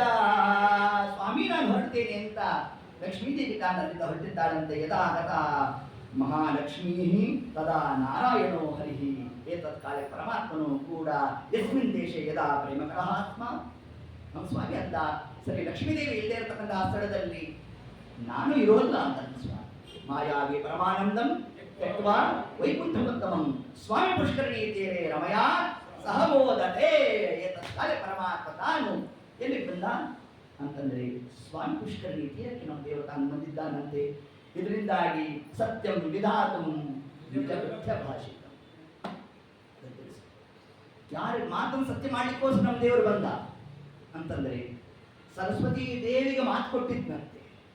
ನೋಡು, ಮುಂದೆ ನೀನೇನು ಪುಷ್ಕರಣಿಯಾಗಿ ಇರೋ ಕಾಲಕ್ಕೆ ನಾನೇ ಬರ್ತೇನೆ ಎನ್ನುತ್ತೆ ನಮ್ಮ ಸ್ವಾಮಿ. ಅದಕ್ಕೆ ನಿಜ ಭೃತ್ಯ ಭಾಷಿತ. ಇಷ್ಟಂಶ. ಮತ್ತೆ ಯಾರ ಮಾತನ್ನು ಸತ್ಯ ಮಾಡ್ಲಿಕ್ಕೋಸ್ಕರ ದೇವರು ಬಂದ ಅಂತಂದ್ರೆ ಶೇಷದೇವರಿಗೆ ಪರಮಾತ್ಮ ಮಾತು ಕೊಟ್ಟಿದ್ದು, ನೀನಿರೋ ಜಾಗಕ್ಕೆ ನಾನು ಬರ್ತೇನೆ ಎನ್ನುತ್ತೆ ಪರಮಾತ್ಮ. ಆದರೆ ಸರಿ, ಈ ಒಂದು ಭೂಲೋಕಕ್ಕೆ ಪರಮಾತ್ಮ ಯಾಕೆ ಬಂದ? ಬೇರೆ ಯಾವ್ದಾದ್ರು ಲೋಕಕ್ಕೆ ಹೋಗೋದಾಗಿತ್ತಲ್ಲ ಅಂತಂದ್ರೆ ಭೂಲೋಕದಲ್ಲಿ ಭೃಗುಮುನಿಗಳು ಹರಿಸರ್ವೋತ್ತಮತ್ವವನ್ನು ಪ್ರಚಾರ ಮಾಡಿದ್ರಂತೆ. ಅಂದ್ರೆ ಏನರ್ಥ? ದೇವರು ಬಂದ ಅಂತಂದ್ರೆ ಇಲ್ಲಿ ಇರ್ಲಿಲ್ಲ ಅಂತ ಆಗುತ್ತಾನೆ. ಹೌದು, ದೇವರು ಸರ್ವತ್ರ ವ್ಯಾಪ್ತ. ಸರ್ವತ್ರ ವ್ಯಾಪ್ತ ಅಂತೀರಿ, ದೇವರು ಇಲ್ಲಿ ಬಂದ ಅಂತೀರಿ. ಹೇಗೆ ನಿರ್ಣಯ ಕೊಡೋದು ಅಂತಂದ್ರೆ ದೇವರು ಬಂದ ಅಂದ್ರೆ ನಮಗೆ ತೋರುವ ಕ್ರಮದಲ್ಲಿ ಪರಮಾತ್ಮ ತಾನಲ್ಲಿ ನಿಂತಿದ್ದಾನೆ ಅಂತ ಅರ್ಥ ಮಾಡಬೇಕು. ಆದರೆ ಪರಮಾತ್ಮ ನಮಗೆ ಯಾವಾಗ ತೋರ್ತಾನೆ ಅಂದ್ರೆ ಯಾವಾಗ ಹರಿಸರ್ವೋತ್ತಮತ್ವವನ್ನು ನಾವು ಪ್ರತಿಪಾದನೆ ಮಾಡ್ತೇವೋ ಆಗ ಪರಮಾತ್ಮ ನಮಗೆ ತೋರ್ತಾನೆ. ಇಲ್ಲ ಅಂದ್ರೆ ದೇವರು ನಮಗೇನಾಗ್ತಾನೆ? ಅವ್ಯಕ್ತನಾಗ್ತಾನೆ ಅಂತ ಅಂಶವನ್ನು ತಿಳಿಸ್ಕೊಂಡು ಮತ್ತು ಶೇಷದೇವರ ಬಳಿಗೆ ಪರಮಾತ್ಮ ಯಾಕೆ ಬಂದ ಅಂತಂದ್ರೆ ಅದು ಕೂಡ ಎಲ್ಲಿ ಸೇರುತ್ತಂತೆ? ವಲ್ಮೀಕದ ಒಳಗೆ ಪ್ರವೇಶ ಮಾಡುತ್ತಂತೆ ಪರಮಾತ್ಮ. ವಲ್ಮೀಕ ಅಂದ್ರೆ ಏನು? ಹುತ್ತ. ಆ ಹುತ್ತದಲ್ಲಿ ಪರಮಾತ್ಮ ತಾನು 1000 ವರ್ಷಗಳ ಕಾಲ ಸ್ಥಿತನಾದ ಅವ್ಯಕ್ತನಾದ ಪರಮಾತ್ಮ. ಇದರ ಆಂತರ್ಯ ಏನು? ಶೇಷದೇವರ ಅವರ ಆವಾಸ ಸ್ಥಾನ ಯಾವುದು? ವಲ್ಮೀಕ. ಅಲ್ಲೇ ಪರಮಾತ್ಮ ಬರ್ಲಿಕ್ಕೆ ಏನು ಕಾರಣ ಅಂತಂದ್ರೆ ಎಲ್ಲಿ ತತ್ವಜ್ಞಾನ ಇರುತ್ತೋ ಅಲ್ಲಿ ನಾನು ನೆಲೆಸ್ತೇನೆ ಅಂತ. ಅಂದ್ರೆ ಏನು ಆಂತರ್ಯ? ಶೇಷದೇವರು ಯಾವುದಕ್ಕೆ ಅಭಿಮಾನಿಗಳು? ತತ್ವಜ್ಞಾನಕ್ಕೆ. ಹಾಗೆ ಎಲ್ಲಿ ತತ್ವಜ್ಞಾನ ಇರುತ್ತೋ ಅಲ್ಲಿ ನಾನು ಬರ್ತೇನೆ. ಈ ಹುತ್ತಕ್ಕೆ ವಲ್ಮೀಕ ಅಂತ ಯಾಕೆ ಹೆಸರು? ವಲ್ಮಿ ಅಂದ್ರೆ ಏನು? ಗುಹಾ ಅಂತ. ಯಾವುದು ಗುಹಾ? ಗುಹಾ. ಅಲ್ಲಿ ಪರಮಾತ್ಮ ಹೇಗಿದ್ದಾನೆ? ಸುಖಪೂರ್ಣನಾಗಿದ್ದಾನೆ. ವಲ್ಮೀಕ ಅಂದ್ರೆ ವಲ್ಮಿ. ವಲ್ ಅಂದ್ರೆ ಏನು? ಆಳ. ಬೋರ್ವೆಲ್ ಬಂದದ್ದೆಲ್ಲಿಂದ? ಇಲ್ಲಿಂದಲೇ ಬಂದ. ಅರೆ ವಲ್ ಅಂದ್ರೆ ಅದು ಅದ್ಯಾಪಿ ಗುಹಾ, ಬಹಳ ಆಳವಾಗಿರ್ತಕ್ಕಂಥದ್ದನ್ನೇ ವಲ್ ಅಂತ ಕರೆದು. ಅಲ್ಲಿ ಹೇಗಿದ್ದಾನೆ ಪರಮಾತ್ಮ? ಸುಖಪೂರ್ಣನಾಗಿದ್ದಾನೆ. ಓಂ ಆನಂದಮಯೋ ಅಭ್ಯಾಸಾತ್ ಓಂ. ಪರಮಾತ್ಮ ತಾನು ಆ ವಲ್ಮೀಕದಲ್ಲೂ ಕೂಡ ಸುಖಪೂರ್ಣನಾಗಿದ್ದಾನೆ, ಹೊರತಾಗಿ ದುಃಖ ತಪ್ತನಾಗಿ ಬಂದದ್ದಲ್ಲ ಅನ್ನೋದನ್ನೇ ರಮಯ ಸಹಮೋದತೆ. ಪರಮಾತ್ಮ ಹ್ಯಾಂಗ್ ಬಂದ? ಲಕ್ಷ್ಮೀದೇವಿ ಬಿಟ್ಟು ಬಂದ ಅಂತಲ್ಲ, ಲಕ್ಷ್ಮೀ ಕಟ್ಕೊಂಡೇ ಬಂದ. ಲಕ್ಷ್ಮೀದೇವಿ ಜೊತೆಗೆ ಪರಮಾತ್ಮ ಹ್ಯಾಂಗ್ ಬಂದಿದ್ದಾನೆ ಅಂತ ಹ್ಯಾಂಗ್ ನಿರ್ಣಯ ಕೊಡ್ತೀರಿ ನೀವು? ಅವ್ಯಕ್ತನಾದ. ಅವ್ಯಕ್ತನಾದ ಅಂತಂದ್ರೆ ಏನರ್ಥ? ಅವ್ಯಕ್ತ ತತ್ವಕ್ಕೆ ಅಭಿಮಾನಿ ಯಾರು? ಲಕ್ಷ್ಮೀದೇವಿ. ಅಂದ್ರೆ ದೇವರು ಲಕ್ಷ್ಮೀ ದೇವಿ ಜೊತೆಗೆ ತಾನಿದ್ದ ಅನ್ನೋದೇ ಅವ್ಯಕ್ತನಾದ ಅನ್ನೋ ಶಬ್ದಾರ್ಥ. ಇಷ್ಟು ಅಂಶವನ್ನ ಹೇಳ್ತಾ ಮುಂದೆ ಬ್ರಹ್ಮದೇವರು ವೈಕುಂಠ ಮಂದಿರವನ್ನು ಕುರಿತು ತಾವು ಹೊರಟಿದ್ದಾರಂತೆ. ಅಲ್ಲಿ ಪರಮಾತ್ಮನ ದರ್ಶನ ಆಗಿಲ್ಲ ಅಂತ ತಿಳಿಸುತ್ತೆ. ಒಂದೊಂದು ಹೆಜ್ಜೆ ಹೆಜ್ಜೆಗೂ ಆಚಾರ್ಯ ಸಿದ್ಧಾಂತದ ಪ್ರಮೇಯ. ಬ್ರಹ್ಮದೇವರಿಗೆ ಪರಮಾತ್ಮನ ದರ್ಶನ ಆಗ್ಲಿಲ್ಲ. ಯಾಕಾಗಲಿಲ್ಲ? ಅಲ್ರಿ ಪರಮಾತ್ಮ ತಾನ ಮಾಯಾವಿ ಪರಮಾನಂದಂ ತೆಕ್ವ ವೈಕುಂಠ ಲೋಕ ಬಿಟ್ಬಿಟ್ಟಿದ್ದ. ನಿಮಗಾದ್ರೆ ಹಂಗೆ. ಬ್ರಹ್ಮದೇವರಿಗೆ ಏನ್ರ ಆಕ್ರಮಣ? ವ್ಯಾಪ್ತೋಪಾಸಕರು, ಅಪ್ರತೀಕಾಲಂಬನರು. ಹಿಂಗಿರಬೇಕಾದರೆ ಪರಮಾತ್ಮನ ದರ್ಶನ ಬ್ರಹ್ಮದೇವರಿಗೆ ಯಾಕಾಗ್ಲಿಲ್ಲ ಅಂತಂದ್ರೆ ಗಚ್ಛಾಮಿ ದೇವದೇವೇಶ, ಲಕ್ಷ್ಮೀ ತತ್ವ ಇರಲಿಲ್ಲವಂತೆ. ಲಕ್ಷ್ಮೀ ದ್ವಾರ ಭಗವದ್ ದರ್ಶನ ಹೊರತಾಗಿ ಬ್ರಹ್ಮ ವಾಯುಗಳಿಗೂ ಕೂಡ ನೇರವಾಗಿ ಭಗವದ್ ದರ್ಶನ ಇಲ್ಲ ಅಂತ ತಿಳಿಸ್ತಾರೆ. ಇದೇ ಬ್ರಹ್ಮದೇವರು ತಾವು ಲಯಕಾಲದಲ್ಲಿ ಅವರಿಗೆ ಲಯ ವಾಸುದೇವನಲ್ಲೇ, ಇದು ನಿರ್ವಿವಾದ. ಆದರೆ ದ್ವಾರವನ್ನು ಹೇಳ್ತಾರೆ. ದ್ವಾರ ಯಾರ ದ್ವಾರ? ಲಕ್ಷ್ಮೀ ದ್ವಾರ. ಅದೇ ಗೋಲಕ ಚಿಂತನಾಕ್ರಮ. ಇದನ್ನು ನಮಗೆ ತಿಳಿಸ್ತಾರೆ. ಲಕ್ಷ್ಮೀ ದ್ವಾರ ನಮಸ್ಕಾರ ಮಾಡಬೇಕಾದ್ರೆ ಹೇಗೆ ಕ್ರಮ? ಲಕ್ಷ್ಮಿ ಬಿಟ್ಟು ನಮಸ್ಕಾರ ಅಲ್ಲ, ಲಕ್ಷ್ಮಿ ಜೊತೆಗೆ ನಮಸ್ಕಾರ. ಇಲ್ಲಿ ಲಕ್ಷ್ಮಿ ಜೊತೆಗೆ ನಮಸ್ಕಾರ ಅಂದ್ರೆ ಲಕ್ಷ್ಮಿ ಎಂಬ ಪ್ರತೀಕ. ಗೋಲಕ ಅಂದ್ರೆ ಏನು? ಪ್ರತೀಕ. ಆ ಪ್ರತೀಕದಲ್ಲಿ ಪರಮಾತ್ಮನ ನಿತ್ಯ ಸನ್ನಿಧಾನ. ಆದ್ದರಿಂದ ಲಕ್ಷ್ಮೀನಾರಾಯಣರ ಜೊತೆಗೆ ನಾವು ನಮಸ್ಕಾರವನ್ನು ನಡೆಸಬೇಕು ಅಂತ ಶಾಸ್ತ್ರ ತಿಳಿಸಿತ್ತು. ಹಾಗಾದ್ರೆ ಇಲ್ಲಿ ಬ್ರಹ್ಮದೇವರಿಗೆ ಪರಮಾತ್ಮನ ದರ್ಶನ ಆಗ್ಲಿಲ್ಲ. ಅಲ್ಲಿ ಪರಮಾತ್ಮ ಏನಾದ? ಅವ್ಯಕ್ತನಾದ. ದೇವರು ವ್ಯಕ್ತನಾಗಬೇಕಾದರೆ ಲಕ್ಷ್ಮೀದೇವಿ ಬರಬೇಕು. ಅದಕ್ಕೆ ಬ್ರಹ್ಮದೇವರು ಏನ್ ಮಾಡಿದ್ರು? ಯಾರನ್ನು ಹೋಗಿ ಸ್ತೋತ್ರ ಮಾಡಿದ್ರು? ಕರವೀರಪುರಕ್ಕೆ ತಾವು ಹೋದ್ರಂತೆ. ಹೋಗಿ ಲಕ್ಷ್ಮೀದೇವಿ ಅಂತ ಹೇಳಿದ್ರಂತೆ, ಅಮ್ಮ ನಿಮ್ಮ ಯಜಮಾನ ನೋಡು ಎಲ್ಲೋ ಕಾಣಿಸ್ತಾ ಇಲ್ಲ ಅಂತ ತಾವು ಹೀಗೆ ತಿಳಿಸೋಣ. ಅಂದ್ರೆ ಇದರ ಆಂತರ್ಯ ಏನು ಅಂತಂದ್ರೆ ಪರಮಾತ್ಮನ ದರ್ಶನ ನಮಗಾಗಬೇಕಾದರೆ ಅದು ಲಕ್ಷ್ಮೀ ದೇವಿ ದ್ವಾರ ನಮಗೆ ಭಗವದ್ ದರ್ಶನ. ಇದೊಂದು ವಿಶಿಷ್ಟವಾದ ಅಂಶವನ್ನೇ ನಮ್ಮ ಶಾಸ್ತ್ರಕಾರ್ಯರು ತಿಳಿಸಿದ್ದಾರೆ. ಆದ್ದರಿಂದ ನೇರವಾಗಿ ಪರಮಾತ್ಮನ ಅಂತಸ್ಪರ್ಶ, ಪರಮಾತ್ಮನೊಟ್ಟಿಗೆ ಇರತಕ್ಕಂತಹ ಸೌಭಾಗ್ಯ, ಕೋಟಿ ಗುಣದಿಂದ ಅಧಿಕ ಶಕ್ತಳು ಶ್ರೀರಾಮ. ಇಲ್ಲಿ ಕೋಟಿ ಶಬ್ದವತ್ತು ನೋಟ್ ಏಳ್ಸೋ ಕೋಟಿ ಅಲ್ಲ. ಬ್ಯಾಂಕ್ ತಗೊಂಡು ಹೋಗಿ ಕೊಟ್ಟು ಒಂದು 5 ನಿಮಿಷ ಕರ್ರ ಅಂತ ಏಳ್ಸ್ಕೊಟ್ಬಿಡ್ತಾರೆ. ಒಂದು ಮೆಷಿನ್ನೇ ಕೋಟಿನ ಒಂದು 5 ನಿಮಿಷದಲ್ಲಿ ಏಳ್ಸೋತ್ತೆ ಅಂದ್ರೆ ಇದು ಬ್ರಹ್ಮದೇವರು ಲಕ್ಷ್ಮೀ ಗುಣವನ್ನು ಏಳಿಸ್ತಾರೋ ಇಲ್ವೋ? ಆಗೋಲ್ಲ. ಅಲ್ಲಿ ಕೋಟಿ ಶಬ್ದವತ್ತು ಅನಂತ ಇತ್ಯರ್ಥ. ಅಲ್ಲಿ ಅನಂತ ಅಂತ ಹೇಳಿಲ್ಲ ಅಷ್ಟೇ. ಯಾಕೆ ಹೇಳಿಲ್ಲ? ಪರಮಾತ್ಮ ಅನಂತ ಅಂತ ಹೇಳಬೇಕಾಗಿತ್ತು. ಆದರೆ ಬ್ರಹ್ಮವಾಯುಗಳಿಗೆ ಲಕ್ಷ್ಮೀದೇವಿ ಅನಂತಳೆ, ಅವಳನ್ನು ಪೂರ್ಣ ತಿಳಿಯಕ್ಕೆ ಆಗೋಲ್ಲ.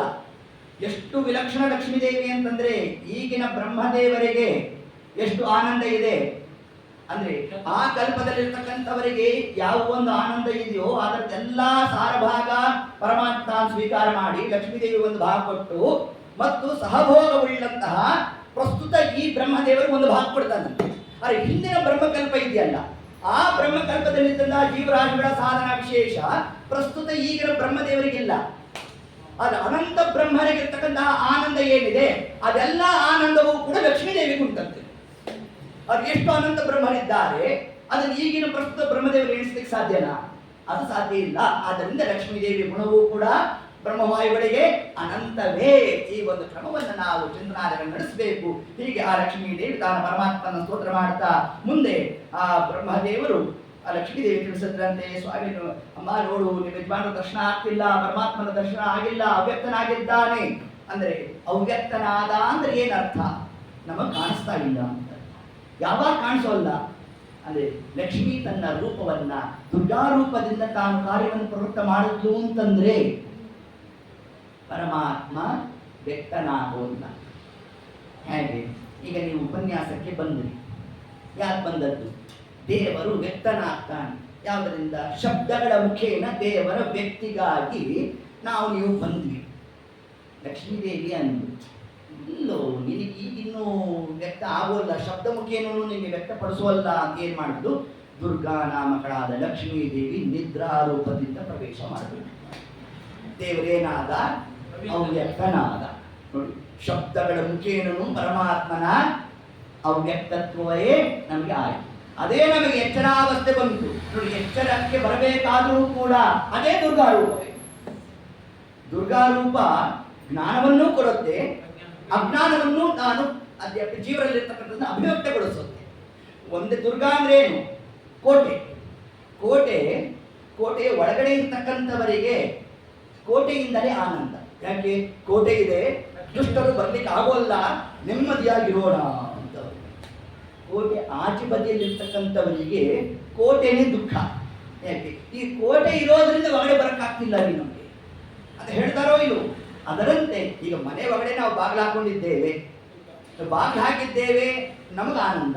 ಕಳ್ಳನಾದವನಿಗೆ ಬಾಗಿಲು ಹಾಕೊಂಡಿದ್ದಾರೆ, ಬೀಗ ಇಲ್ಲ ಅಂದಿದ್ರೆ ಅದು ಬಂದಿರು.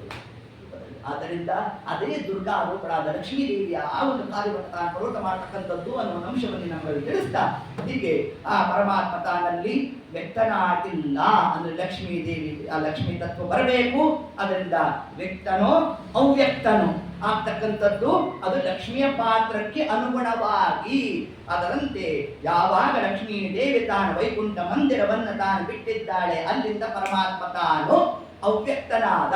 ಪರಮಾತ್ಮನ ದರ್ಶನ ನಮಗಾಗಬೇಕಾದರೆ ಪುನಃ ಯಾರ ದ್ವಾರ? ಅದು ಲಕ್ಷ್ಮೀ ದ್ವಾರ ಅನ್ನೋದನ್ನೇ ಬ್ರಹ್ಮದೇವರು ತಾವು ಕರವೀರಪುರಕ್ಕೆ ಹೋಗಿ ಲಕ್ಷ್ಮೀ ದೇವಿಯನ್ನು ಸ್ತೋತ್ರ ಮಾಡೋಣ, ಸ್ತೋತ್ರ ಮಾಡಿರ್ತಕ್ಕಂತಹ ಕಾಲಕ್ಕೆ ಲಕ್ಷ್ಮೀ ದೇವಿ ತಾನು ಆ ಕಾಲಕ್ಕೆ ಯಾವ ರೂಪವನ್ನು ಧಾರಣೆ ಮಾಡಿದ್ಲು? ಗೋಪಾಲಕಿ ಆದ್ರಂತೆ. ಈ ಗೋಪಾಲಕಿ ರೂಪದಿಂದ ಯಾಕೆ ಗೋಪಾಲಕಿ ರೂಪವನ್ನೇ ಯಾಕೆ ಧಾರಣೆ ಮಾಡಿದ್ಲು ಅಂತಂದ್ರೆ ಅದಕ್ಕೆ ತಿಳಿಸ್ತಾರೆ. ಪರಮಾತ್ಮ ಯಾವ ಯಾವ ರೂಪವನ್ನು ತಾನು ಧಾರಣೆ ಮಾಡ್ತಾನೋ ಆ ಎಲ್ಲಾ ರೂಪಗಳನ್ನು ಯಾಂ ಕರೋತಿ ಗುರುದೇವ ತಾಂ ಕರೋತಿ. ಪರಮಾತ್ಮ ಯಾವ ಯಾವ ರೂಪ ಧಾರಣೆ ಮಾಡ್ತಾನೋ ಆ ಎಲ್ಲಾ ರೂಪಗಳನ್ನು ಧಾರಣೆ ಮಾಡ್ತಾನೆ. ವಿಷ್ಣು ರಹಸ್ಯದಲ್ಲಿ ಉಲ್ಲೇಖ ಮಾಡ್ತಾರೆ, ಹಿಂದೆ ಕೂಡ ತಿಳಿಸಿದ್ವಿ ನಾವು. ಪ್ರಳಯ ಕಾಲದ ಕೊನೆ 10 ವರ್ಷಗಳಿತ್ತು, ಅದ್ಯಾಪ್ ಏನಿರುತ್ತೆ ಅದರ ಮೊದಲಿಗೆ 87 ವರ್ಷ ಆದಾಗ ಇದೇ ದುರ್ಗಾ ನಾಮಗಳಾದ ಲಕ್ಷ್ಮೀದೇವಿ ಅಂಬೃಣಿ ನಾಮಗಳಾಗಿ ಪರಮಾತ್ಮನನ್ನ ಓತಪ್ರೋತವಾಗಿ ಸ್ತೋತ್ರ ಮಾಡ್ತಕ್ಕಂಥದ್ದೇ ಶ್ರುತಿಗೀತ. ದೇವರನ್ನು ಎಬ್ಬಿಸಿದ್ಲನು. ಇದಾದ ಮೇಲೆ ಆ ಪ್ರಳಯ ಕಾಲದಲ್ಲೇ ಸೃಷ್ಟಿ ವ್ಯಾಪಾರ. ಪರಮಾತ್ಮ ಪ್ರಳಯದಲ್ಲಿ ಸೃಷ್ಟಿ ಮಾಡ್ತಾನೆ, ಸೃಷ್ಟಿಯಲ್ಲಿ ಪ್ರಳಯ ಮಾಡ್ತಾನೆ. ಇದು ಲೋಕ ವಿಲಕ್ಷಣತ್ವ ಪರಮಾತ್ಮನಲ್ಲಿ. ಅಲ್ಲಿ ಪರಮಾತ್ಮ ತಾನೇನು ಮಾಡ್ದ ಅಂತಂದ್ರೆ ಮೊದಲಿಗೆ ತಾನು ಹಯವದನನಾದ. ಪ್ರಳಯ ಕಾಲದಲ್ಲಿ ಮೊದಲಿಗೆ ಪರಮಾತ್ಮ ಅಭಿವ್ಯಕ್ತ ಮಾಡಿದ ರೂಪವೇ ಹಯಗ್ರೀವ ರೂಪ. ತಟ್ಟನೆ ಲಕ್ಷ್ಮೀದೇವಿ ತಾನು ಹಯಮುಖಳಾಗ್ನಂತೆ, ಅದೇ ಅಶ್ವಿನಿ ರೂಪ ಲಕ್ಷ್ಮಿ. ಮುಂದೆ ಪರಮಾತ್ಮ ಗೋರೂಪ ಧಾರಣೆ ಮಾಡುತ್ತಂತೆ, ಲಕ್ಷ್ಮೀ ದೇವಿಯು ಗೋರೂಪ ಧಾರಣೆ ಮಾಡುತ್ತೆ. ಹೀಗೆ ಯಾವ ನಮ್ಮಮ್ಮ ಕುಂದೇನು ದಾಸರಾಯರು ಒಂದು ಕಡೆ ಒಂದು ದೇವನಾಮದಲ್ಲಿ ಉದ್ಗಾರ ಮಾಡ್ತಾರೆ, ನಿನಗಿಂತ ನಮ್ಮಮ್ಮ ಏನು ಕಡಿಮೆನೋ ಅಂತಾರೆ ಪರಮಾತ್ಮ. ಇಷ್ಟಿಷ್ಟು ರೂಪವನ್ನು ಧಾರಣೆ ಮಾಡ್ತಾಳೆ ಲಕ್ಷ್ಮೀದೇವಿ ಅಂತ ಹೇಳ್ತಾ ಪರಮಾತ್ಮ ದ್ವಾಪರ ಯುಗದಲ್ಲಿ ಏನಾಗಿ ಬಂದ? ಗೋಪಾಲಕನಾಗಿ ಬಂದ.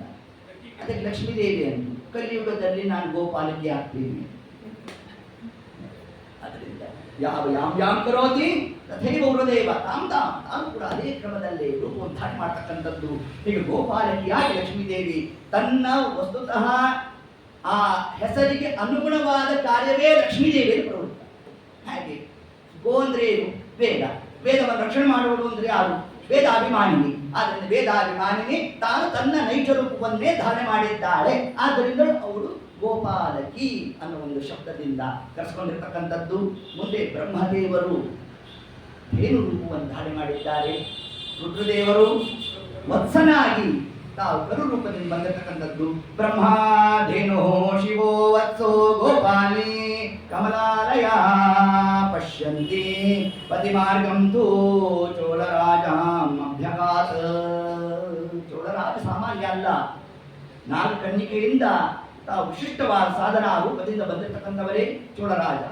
ಆ ಚೋಳರಾಜ ತಾನು ಅನೇಕ ಬಾರಿ ವರಾಹದೇವರ ದರ್ಶನಾರ್ಥಿಯಾಗಿ ತಾನು ಹೋಗ್ತಾರೆ. ನೋಡಿ, ಅದ್ಯಾಪಿ ರಾಜ, ಅದ್ಯಾಪಿ ಕರ್ಮಜ ದೇವತೆ, ಅದ್ಯಾಪಿ ಅಪರೋಕ್ಷ ಜ್ಞಾನಿ. ಯಾರು? ಚೋಳರಾಜ. ಆ ಸ್ಥಾನಕ್ಕೆ ಬರಬೇಕು ಅಂತಂದ್ರೆ ಆಚಾರ್ಯ ಉಲ್ಲೇಖ ಮಾಡ್ತಾರೆ ಇದನ್ನ. ದೇವತಾ ಸ್ಥಾನಕ್ಕೆ ಕರ್ಮಜರಾಗಿ ಬರಬೇಕಾದ್ರೂ ಕೂಡ ಅಪರೋಕ್ಷ ಆಗಬೇಕು. ಆಗ ಮಾತ್ರ ಆ ಸ್ಥಾನ ಪ್ರಾಪ್ತಿ ಅಂತ ತಿಳಿಸ್ತಾರೆ. ಅದರಂತೆ ಆ ಚೋಳರಾಜ ಅನೇಕ ಬಾರಿ ತಾನು ವರಾಹದೇವರ ದರ್ಶನಾರ್ಥಿಯಾಗಿ ತಾನು ಹೋಗಿದ್ದು. ಎಷ್ಟು ಬಾರಿ ಹೋದರೂ ವರಾಹದೇವರು ದರ್ಶನ ಕೊಟ್ಟಿರಲಿಲ್ಲ. ಯಾವ ದಿವಸ ಲಕ್ಷ್ಮೀದೇವಿ ತಾನು ಗೋಪಾಲಕಿಯಾಗಿ ಬಂದೋ, ಯಾವ ದಿವಸ ಇದೇ ಬ್ರಹ್ಮದೇವರು ಹೊಸವಾಗಿ ಬಂದಿದ್ದಾರೋ, ಅದರಂತೆ ರುದ್ರದೇವರು ಕರುವಾಗಿ ತಾವು ಬಂದಿದ್ದಾರೋ, ಏತದ್ ದಿವಸದಲ್ಲೂ ವರಾಹದೇವರ ದರ್ಶನಾರ್ಥಿಯಾಗಿ ಚೋಳರಾಜ ತಾನು ಹೊರಟಿದ್ದ. ಹೊರಡೋ ಕಾಲಕ್ಕೆ ಮುತ್ತೈದೆ ಹೆಣ್ಣುಮಗಳ ದರ್ಶನ ಆಯಿತು. ಚೋಳರಾಜನಿಗೆ ಭಾರಿ ಆನಂದ ಆಯಿತಂತೆ. ಇವತ್ತು ನನಗೆ ವರಾಹದೇವರ ದರ್ಶನ ಆಗುತ್ತೆ ಎಂದು ಚಿಂತನೆ. ಇದೇ ನಮ್ಮಲ್ಲಿ ಶಕುನ. ನಮಗೆ 1-2 ಶಕುನಗಳು ಗೊತ್ತಿದೆ. ಒಂದು ಬೆಕ್ಕ ಆ ಕಡೆಯಿಂದ ಹೋಗೋದು, ಅಥವಾ ಈ ಕಡೆಯಿಂದ ಬರೋದು, ಇದೊಂದು. ಇನ್ನು ಕೆಲವೊಂದು ಸ್ವಲ್ಪ ಗೊತ್ತಿರೋದು ಒಂಟಿ ಬ್ರಾಹ್ಮಣ. ಅದು ಅವ್ರ ಕೆಲಸಕ್ಕೆ ಹೋದಾಗ ಒಂಟಿ ಬ್ರಾಹ್ಮಣ. ನಾವು ಬೆಳಗ್ಗೆ ಯಾರೋ ಹೋಗ್ತಿದ್ವಿ, ಯಾರೋ ಬಂದು ಅವ್ರ ಕೆಲಸ ಆಗಲಿಲ್ಲ. ಯಾಕೆ ಒಂಟಿ ಬ್ರಾಹ್ಮಣ ಬಂದರೆ ಕೆಲಸ ಹೋದ. ಸಾಯಂಕಾಲ ಉಪನ್ಯಾಸಕ್ಕೆ ಬಂದಾಗ ಬೆಳಗ್ಗೆ ನಿಮ್ಮನ್ನು ನೋಡ್ಕೊಂಡು ಹೋದ್ನಾ, ಹಾಗಂದ್ರೆ ತುಂಬಾ ಸಂತೋಷ ಪಡಬೇಕು ಅಂತ ನಾನು ನಿಜವಾಗ್ಲೂ ಬ್ರಾಹ್ಮಣ ಅಂತ ಗೊತ್ತಾಯ್ತು. ಆದ್ರಿಂದ ನೋಡಿ, ಅದು ನಿರ್ಣಯ ಆಗುತ್ತಂತೆ ನಮಗೆ. ಒಬ್ರು ಬೈದಾಗ ನಿರ್ಣಯ, ಹೌದು ನಾನು ಬ್ರಾಹ್ಮಣ, ಇವನ್ ಕೆಲಸ ಆಗಲಿಲ್ಲ, ಹೀಗರ್ಥ ಅಂತೆ. ಅದರಂತೆ ಇನ್ನು ಅನೇಕ ವಿಧವಾದಂತಹ ಶಕುನ ಗ್ರಂಥವನ್ನ, ಶಕುನ ಗ್ರಂಥ ಅಂತಲೇ ಒಂದು ಗ್ರಂಥ ಇದೆ. ಅದು ಸಾವಿರ ನಾವು ಹೋಗೋ ಕೆಲಸಕ್ಕೆ ಏತತ್ ಕಾಲಕ್ಕೆ ಯಾರಾದರೂ ಖಾಲಿ ಕೊಡವಂತಂದ್ರೆ ಗೋವಿಂದ, ತುಂಬಿದ ಕೊಡ ತರಬೇಕು, ಮುತ್ತೈದೆ ಹೆಣ್ಣುಮಗಳು ಬರಬೇಕು, ಗೋವಿನ ದರ್ಶನ ಆಗಬೇಕು. ಇಷ್ಟೆಲ್ಲ ಆಯಿತು ಅಂತಂದ್ರೆ ನಮ್ಮ ಕೆಲಸ ಪೂರ್ಣ. ಲಕ್ಷ್ಮೀ ನಿರ್ಣಯ ಮಾಡಲಿಕ್ಕೆ ಅವಕಾಶ ಇದೆ. ಅದರಂತೆ ಚೋಳರಾಜನು ಕೂಡ ತಾನು ನಿರ್ಣಯವನ್ನು ನಡೆಸಿದ. ಇಷ್ಟೊತ್ತಿಗೆ ಚೋಳರಾಜ ಗೃಹಂ ಪ್ರಾಪ್ಯ ದ್ರವ್ಯ ಮೂಲ ಸಂವತ್ಸಕ ವಿಕ್ರೀತ್ವಾ ಗಾಂ ಲಕ್ಷ್ಮೀ ಜಗಾಮ ನಿಜಧಾಮಚ. ಆಗ ಆ ಮುತ್ತೈದೆ ರೂಪದಲ್ಲಿರ್ತಕ್ಕಂತಹ ಕೃಪಾಲಿಕಿ ಲಕ್ಷ್ಮೀದೇವಿ ಚೋಳರಾಜನಿಗೆ ಹೇಳಿದಂತೆ, ಬಹುಕ್ಷೀರ ಪ್ರದಾಂ ತಾಂ ಸಹ ಪುತ್ರಾರ್ಥಂ ಅಕರೋತ್ತದ. ಚೋಳರಾಜನಿಗೆ ಲಕ್ಷ್ಮೀದೇವಿ ಹೇಳಿರ್ತಕ್ಕಂಥ ಮಾತು, ಬೇಕ ಬಹುಕ್ಷೀರಂ, ಬಹಳ ಹಾಲು ಕೊಡುತ್ತೆ ಈ ಹಸು ಅಂತ. ಬೇಕಾದ್ರೆ ನಿಮ್ಮ ರಾಜಕುಮಾರ ಯಾರಿದ್ದಾನೆ ಅವನು ಉಪಯೋಗಿಸ್ಕೊಳ್ರಿ ಅಂತ ಲಕ್ಷ್ಮೀ. ಬ್ರಹ್ಮದೇವರಂದ್ರು, ಅಮ್ಮ ನಾನು ಬಂದದ್ದು ಪರಮಾತ್ಮನ ಸೇವೆಗೆ ಅಂತಂದ್ರೆ ನೀನು ಇವ್ರು ಯಾರಿಗೂ ಹಾಲು ಕೊಡ್ತೀನಿ ಅಂತ ಹಿಂಗೆ ಹೇಳ್ತೀನಿ ಅಂತ ತಾವಲ್ಲಿ ಆಲೋಚನೆ ನಡೆಸ್ತಾ ಇದ್ದಾರಂತೆ. ಇಷ್ಟ ಆಗಬೇಕಾದ್ರೆ ತಥೋ ದೇವ ಸಹಸ್ರೇಣ ಸಾಕಂ ಶ್ರೀ ವೆಂಕಟಾಚಲಂ. ಏತತ್ ಕಾಲಕ್ಕೆ ಆ ಗೋಪಾಲಕಿ ರೂಪರಾದ ಲಕ್ಷ್ಮೀದೇವಿ ಇದನ್ನು ಚೆನ್ನಾಗಿ ಪೋಷಣೆ ಮಾಡ್ರಿ ಅಷ್ಟೇ, ಮತ್ತಿನ್ನೇನು ನನಗೆ ಅಪೇಕ್ಷೆ ಇಲ್ಲ ಅಂತ ಲಕ್ಷ್ಮೀದೇವಿ ತಾನು ಅಲ್ಲಿಂದ ಹೊರಟಿದ್ದಾಳಂತೆ. ಹೊರಟಾಗ ಆ ದಿವಸ ಚೋಳರಾಜ ತಾನು ವರಾಹದೇವರ ದರ್ಶನಾರ್ಥಿಯಾಗಿ ತಾನೇನು ಹೋಗಿದ್ದ, ಭಗವದ್ ದರ್ಶನ ಪ್ರಾಪ್ತವಾಯಿತು. ಇದು ಕೇವಲ ಒಬ್ಬ ಹೆಣ್ಣುಮಗಳು ಬಂದು ಒಂದು ಹಸು ನೋಡಿದ್ವಿ ಇಷ್ಟರಿಂದಲೇ ಭಗವದ್ ದರ್ಶನ ಅಂತ ಅಲ್ಲ. ದೇವರ ದರ್ಶನ ಆಗಬೇಕಾದರೆ ದೇವತೆಗಳ ದ್ವಾರ ದರ್ಶನ ಅಂತ ಪರಮಾತ್ಮ ಜಗತ್ತಿಗೆ ತಿಳಿಸ್ತಾನೆ. ಮೊದಲಿಗೆ ಮನೋನ್ಯಾಮಕರಾದ ಮಹರುದ್ರ ದೇವರು ವತ್ಸರೂಪದಿಂದ ಬಂದಿತ್ತು. ತರುವಾಯ ಜೀವೋತ್ತಮರಾದ ಬ್ರಹ್ಮವಾಯುಗಳು, ಅವರ ದರ್ಶನ ಪ್ರಾಪ್ತಿಯಾಗಬೇಕು. ತರುವಾಯ ಲಕ್ಷ್ಮೀದೇವಿಯ ದರ್ಶನ, ಅದಾದ ನಂತರದಲ್ಲಿ ನನ್ನ ದರ್ಶನ ಅಂದ ಪರಮಾತ್ಮ. ಎಷ್ಟು ತಾರತಮ್ಯ ಜ್ಞಾನ ಕೊಡ್ತಾರೆ ನೋಡ್ರಿ. ಪುರಾಣದಲ್ಲಿ ಒಂದೊಂದು ಪ್ರಸಂಗದಲ್ಲೂ ಕೂಡ ಭಗವದ್ ದರ್ಶನ ಆಗಬೇಕಾದ್ರೆ ಈ ಹಿಂದೆ ಹೋಗಿದ್ದ, ಯಾಕಾಗಲಿಲ್ಲ, ಏತ ದಿವಸದಲ್ಲಿ ಯಾಕಾಯಿತು, ಎಷ್ಟು ಸುಲಭ. ರಂಗ ನಲಿಯನೋ ಭಕ್ತರ ಸಂಘದಲ್ಲಿ, ಇದೇ ಅದರ ತಾತ್ಪರ್ಯ. ಪರಮಾತ್ಮನ ಅನುಗ್ರಹ ಆಗಬೇಕು ಅಂತಂದ್ರೆ ಇನ್ನೊಂದು ಕ್ರಮದಿಂದ ಅರ್ಥ ಮಾಡಲಿಕ್ಕೆ ಅವಕಾಶ ಇದೆ. ಆ ಚೋಳರಾಜ ನಾನು ಗೋರಕ್ಷಣೆ ಮಾಡ್ತೇನೆ ಎಂದಂತೆ. ಅದಕ್ಕೆ ಪರಮಾತ್ಮ ಏನು ಮಾಡ್ದ, ಯಾರು ಗೋರಕ್ಷಣೆ ಮಾಡ್ತಾರೋ ಅವರನ್ನು ನಾನು ಪಾಲನೆ ಮಾಡ್ತೇನೆ ಅಂತ. ಅದಕ್ಕೆ ಪರಮಾತ್ಮ ಏನಾದ, ಗೋಪಾಲನಾದ ಅಂತ ಹೀಗೂ ನಾವು ಅರ್ಥ ಮಾಡಲಿಕ್ಕೆ ಅವಕಾಶ. ಇಷ್ಟು ಕ್ರಮದಿಂದ ಆ ಚೋಳರಾಜನ ಒಂದು ಭಗವದ್ ದರ್ಶನಾದಿಗಳ ಪ್ರಾಪ್ತಿ ಆಯಿತು. ಮುಂದೆ ಅನೇಕ ದಿವಸಗಳಾಗಿದ್ದಂತೆ ತತ್ರ ಗತ್ವಾ ದಿಭಕ್ತೇವ ವಲ್ಮೀಕೆ ಕ್ಷೀರಸೇಚನಂ. ಜಗನ್ನಾಥ ತಸ್ಯ ಪ್ರೀತ್ಯರ್ಥಂ ದೇವರೂಪಿಣಿ ಪಿತಾಮಹ. ಬ್ರಹ್ಮದೇವರು ಆಕಳಿನ ರೂಪವನ್ನು ತಾವು ಧಾರಣೆ ಮಾಡ್ತಾ, ಯಾವ ಆಕಳಲ್ಲಿ ಬ್ರಹ್ಮವಾಯುಗಳ ವ್ಯಾಪಾರದಿಂದಾಗಿ ಕ್ಷೀರಾದಿಗಳು ಉತ್ಪನ್ನ ಆಗಬೇಕು, ತಿಂತಕ್ಕಂತಹ ಯಾವ ಪ್ಲಾಸ್ಟಿಕ್ ಕವರು ಏನು ಅದೆಲ್ಲವನ್ನೂ ಕೂಡ ವಾಯುದೇವರು ಪ್ರತಿಯೊಂದು ಗೋವಿನಲ್ಲಿ ತಾವಿದ್ದು ಅಲ್ಲಿ ಉದ್ಗೀತ ನಾಮಕನಾದ ಪರಮಾತ್ಮನ ಸೇವೆಯನ್ನು ಮಾಡಲು ಸುಗ ತಾವು ಸ್ಥಿತರಾಗಿ ತಿಂದಿರ್ತಕ್ಕಂತಹ ಆ ಪದಾರ್ಥಗಳನ್ನೆಲ್ಲ ಕ್ಷೀರ ರೂಪೇಣ ಪರಿವರ್ತನೆ ಮಾಡತಕ್ಕಂಥವರೇ ವಾಯುದೇವರು. ಅಂತಹ ಬ್ರಹ್ಮವಾಯುಗಳು ಸ್ವಯಂ ಪರಮಾತ್ಮನಿಗೆ ತಾವು ಕ್ಷೀರ ಸೇಚನೆ ಮಾಡ್ತಾ ಇದ್ದಾರೆ ಅಂತಂದ್ರೆ ತಮ್ಮ ಆ ಒಂದು ರೂಪದಿಂದಲೇ, ಮೂಲ ರೂಪ, ಆ ರೂಪದಿಂದ ತಾವು ವಿಶೇಷವಾಗಿ 4 ಕೆಚ್ಚಲಿನ ಸ್ಥಾನದಿಂದಾಗಿ ಪರಮಾತ್ಮನಿಗೆ ಯಾವ ಅಮೃತದ ಸೇಚನೆ ಅಂತಂದ್ರೆ ಇದಕ್ಕೆ ಚಂದ್ರಮಂಡಲ ಅಂತರ್ಗತವಾಗಿರ್ತಕ್ಕಂತಹ ಹಯಗ್ರೀವ ದೇವರ ಆ ಒಂದು ರೂಪದ ಚಿಂತನೆ ಮಾಡಿದ್ರೆ ಪರಮಾತ್ಮನಿಗೆ ಲಕ್ಷ್ಮೀ ದೇವಿ ತಾನು ಪ್ರತಿನಿತ್ಯ ಅಮೃತಧಾರೆಯನ್ನ ಮಾಡ್ತಾಳಂತೆ. ಯಾವುದು ಅಮೃತ ಅಂದ್ರೆ ಸಾಕ್ಷಾತ್ತಾಗಿ ವೇದಗಳು. ಆ ವೇದವನ್ನೇ ಲಕ್ಷ್ಮೀ ದೇವಿ ಪರಮಾತ್ಮನಿಗೆ ತಾನು ಓತಪ್ರೋತವಾಗಿ ಪರಮಾತ್ಮನಿಗೆ ಅಭಿಷೇಕವನ್ನು ಮಾಡ್ತಾ ಸಮಗ್ರ ವೇದ ಪ್ರತಿಪಾದ್ಯ ಸ್ವಾಮಿ ನೀನೇ ಅಂತ ತಾನು ಹೇಳಿರ್ತಕ್ಕಂಥದ್ದೇ ಇತರ ದೇವತೆಗಳನ್ನು ಹೇಳ್ತಾ ಇದೆ ಅಂತ ನೀವು ಪೂರ್ವಪಕ್ಷ ಮಾಡಿದ್ರು ಕೂಡ ಓಂ ತತ್ವ ಸಮನ್ವಯ ಓಂ ಅನ್ನೋ ಬ್ರಹ್ಮಸೂತ್ರವನ್ನು ನಾವು ಹಿಡಿತಾ ಅಲ್ಲೂ ಕೂಡ ಪರಮಾತ್ಮ ತಾನೇ ಎಲ್ಲ ಶಬ್ದದಿಂದ, ಅದು ನಾಮ ಸಮನ್ವಯ ಪಾದ, ಲಿಂಗಾತ್ಮಕವಾಗಿರ್ತಕ್ಕಂಥದ್ದು, ಹೀಗೆ ಯಾವ ಕ್ರಮದಿಂದಲೂ ನಾವು ತಗೊಂಡ್ರೂ ಕೂಡ ಅದು ಪರಮಾತ್ಮನನ್ನೇ ಹೇಳ್ತಕ್ಕಂಥದ್ದು. ಲೌಕಿಕ, ವೈದಿಕ, ಭೇದ ಭಿನ್ನ, ವರ್ಣಾತ್ಮಕ, ಧ್ವನ್ಯಾತ್ಮಕ ಎಲ್ಲ ಶಬ್ದಗಳು ಅದು ಪರಮಾತ್ಮನನ್ನೇ ಹೇಳೋದು ಅನ್ನುವ ಒಂದು ತತ್ವವನ್ನೇ ಲಕ್ಷ್ಮೀದೇವಿ ತಾನು ಹೇಗೆ ಚಂದ್ರಮಂಡಲದಲ್ಲಿ ಜಗತ್ತಿಗೆ ತಾನು ತೋರ್ತಾ ಇದ್ದಾಳೋ ಅಂತಹ ಲಕ್ಷ್ಮೀದೇವರ ಆ ಒಂದು ಸುಪುತ್ರರಾಗಿರ್ತಕ್ಕಂತಹ ಬ್ರಹ್ಮದೇವರು ಕೂಡ ತಾವು ಧೇನು ರೂಪದಿಂದ ಬಂದು ಪರಮಾತ್ಮನ ಕ್ಷೀರ ಸೇಚನೆಯನ್ನು ತಾವು ಮಾಡ್ತಾ ಇದ್ದಾರೆ ಅಂತಂದ್ರೆ ಅದು 4 ವೇದಗಳನ್ನ ಓತಪ್ರೋತವಾಗಿ ಪರಮಾತ್ಮ ತಾವು ಸಮರ್ಪಣೆ ಮಾಡ್ತಾ ಇದ್ದಾರಂತೆ. ಅನೇಕ ದಿವಸಗಳಾದವು. ಕರೋತಿ ಸತತಂ ಗೇಹೇ ನೈವ ಕ್ಷೀರಂ ದದಾತಿ ಸಾ. ರಾಜಮಾತೆ ನೋಡಿದ್ರಂತೆ. 1 ದಿವಸ ಆಯಿತು, 2 ದಿವಸ ಆಯಿತು, 3 ದಿವಸ ಆಯಿತು, 7 ದಿವಸಗಳ ಕಾಲ ನೋಡಿದ್ರು. ಯಾಕೆಂದ್ರೆ ಕೆಲವೊಂದು ಆಕಳನ್ನ ಸ್ಥಳಾಂತರ ಮಾಡಿದಾಗ ಸ್ವಲ್ಪ ಒಗ್ಗೋಬೇಕಂತೆ, ಅಲ್ಲಿ ತಕ್ಕ ಭಕ್ಷೀರ ಕೊಡೋಲ್ವಂತೆ. ಅದು ಆ ನಿರ್ಣಯಕ್ಕೆ ಅನುಸಾರಿಯಾಗಿ ಆಯಿತು. 1 ವಾರ ತಡೆಯೋಣ ಅಂತ ರಾಜಮಾತೆ ನೋಡಿದ್ರು. ಏನು 1 ಲೋಟ ಹಾಲು ಬರಲಿಲ್ಲ. ಪ್ರತಿನಿತ್ಯ ಕೆಚ್ಚಲ ನೋಡಿದ್ರೆ ಬೇಕಾದ ಹಾಲಿರೋದನ್ನು ಕಾಣ್ತಾ ಇರೋದು. ಆಗ ಆ ಗೋಪಾಲಕನಿಗೆ ತಾನು ಬಾರ್ಕೋಲಿಂದ ಹೊಡೆಸುತ್ತಂತೆ. ಆ ಗೋಪಾಲಕ ಅನ್ಕೊಂಡ, ಅಲ್ಲ ಇದುವರೆ ನಾನು ಕೆಚ್ಚಲು ಕೈ ಹಾಕಿಲ್ಲ, ಇನ್ನು ಹಾಲು ಪಾನ ಮಾಡೋದು ಎಲ್ಲಿಂದ ಅಂತ ತಾನು ಹೀಗೆ ಮನಸ್ಸಿನಲ್ಲಿ ಆಲೋಚನೆ ನಡೆಸ್ತಾ ಏತತ್ಕಾಲಕ್ಕೆ ತಂ ಗವಾಂ ಪಾಲಕ ದುರ್ಬುದ್ಧೇ ಪಯೋಸ್ಯಾಹ ಕಿಂಕರೋಷಿರೇ. ಕಿಂಕರೋಷಿರೇ, ಏನ್ ಮಾಡ್ತಾ ಇದ್ದೀನಿ ನೀನು ಅದನ್ನ ಅಂತ ಏತತ್ಕಾಲಕ್ಕೆ ಹಿಂದೆ ನಾನು ಪ್ರಶ್ನೆಯನ್ನು ನಡೆಸ್ತಾ ಆಗ ಉವಾಚ ವಚನಂ ಮಂದಂ ರಾಜಭಾರ್ಯ ಸದತ್ವಂ. ತದ್ದಂ ಅತ್ಯಂತ ದಗ್ಧನಾದಂತೆ ಗೋಪಾಲಕ, ನಾನು ಇದುವರೆಗೂ 1 ಲೋಟ ಹಾಲನ್ನು ಅದರಿಂದ ಸೇಚನೆ ಮಾಡಿಲ್ಲ, ಏನು ಕ್ರಮ ಗೊತ್ತಿಲ್ಲ ಅಂತ ಆ ದಿವಸ ತಾನೇನು ಮಾಡುತ್ತಂತೆ, ಆ ಗೋವನ್ನ ಹಿಂಬಾಲಿಸಿಕೊಂಡು ಹೋಗ್ತಂತೆ. ಅನೇಕ ಗೋವುಗಳ ಮಧ್ಯದಲ್ಲಿ ಬ್ರಹ್ಮದೇವರು ತಾವು ಧೇನು ರೂಪದಿಂದ ತಾವೇನಲ್ಲಿ ಹೋಗ್ತಾ ಇದ್ರು.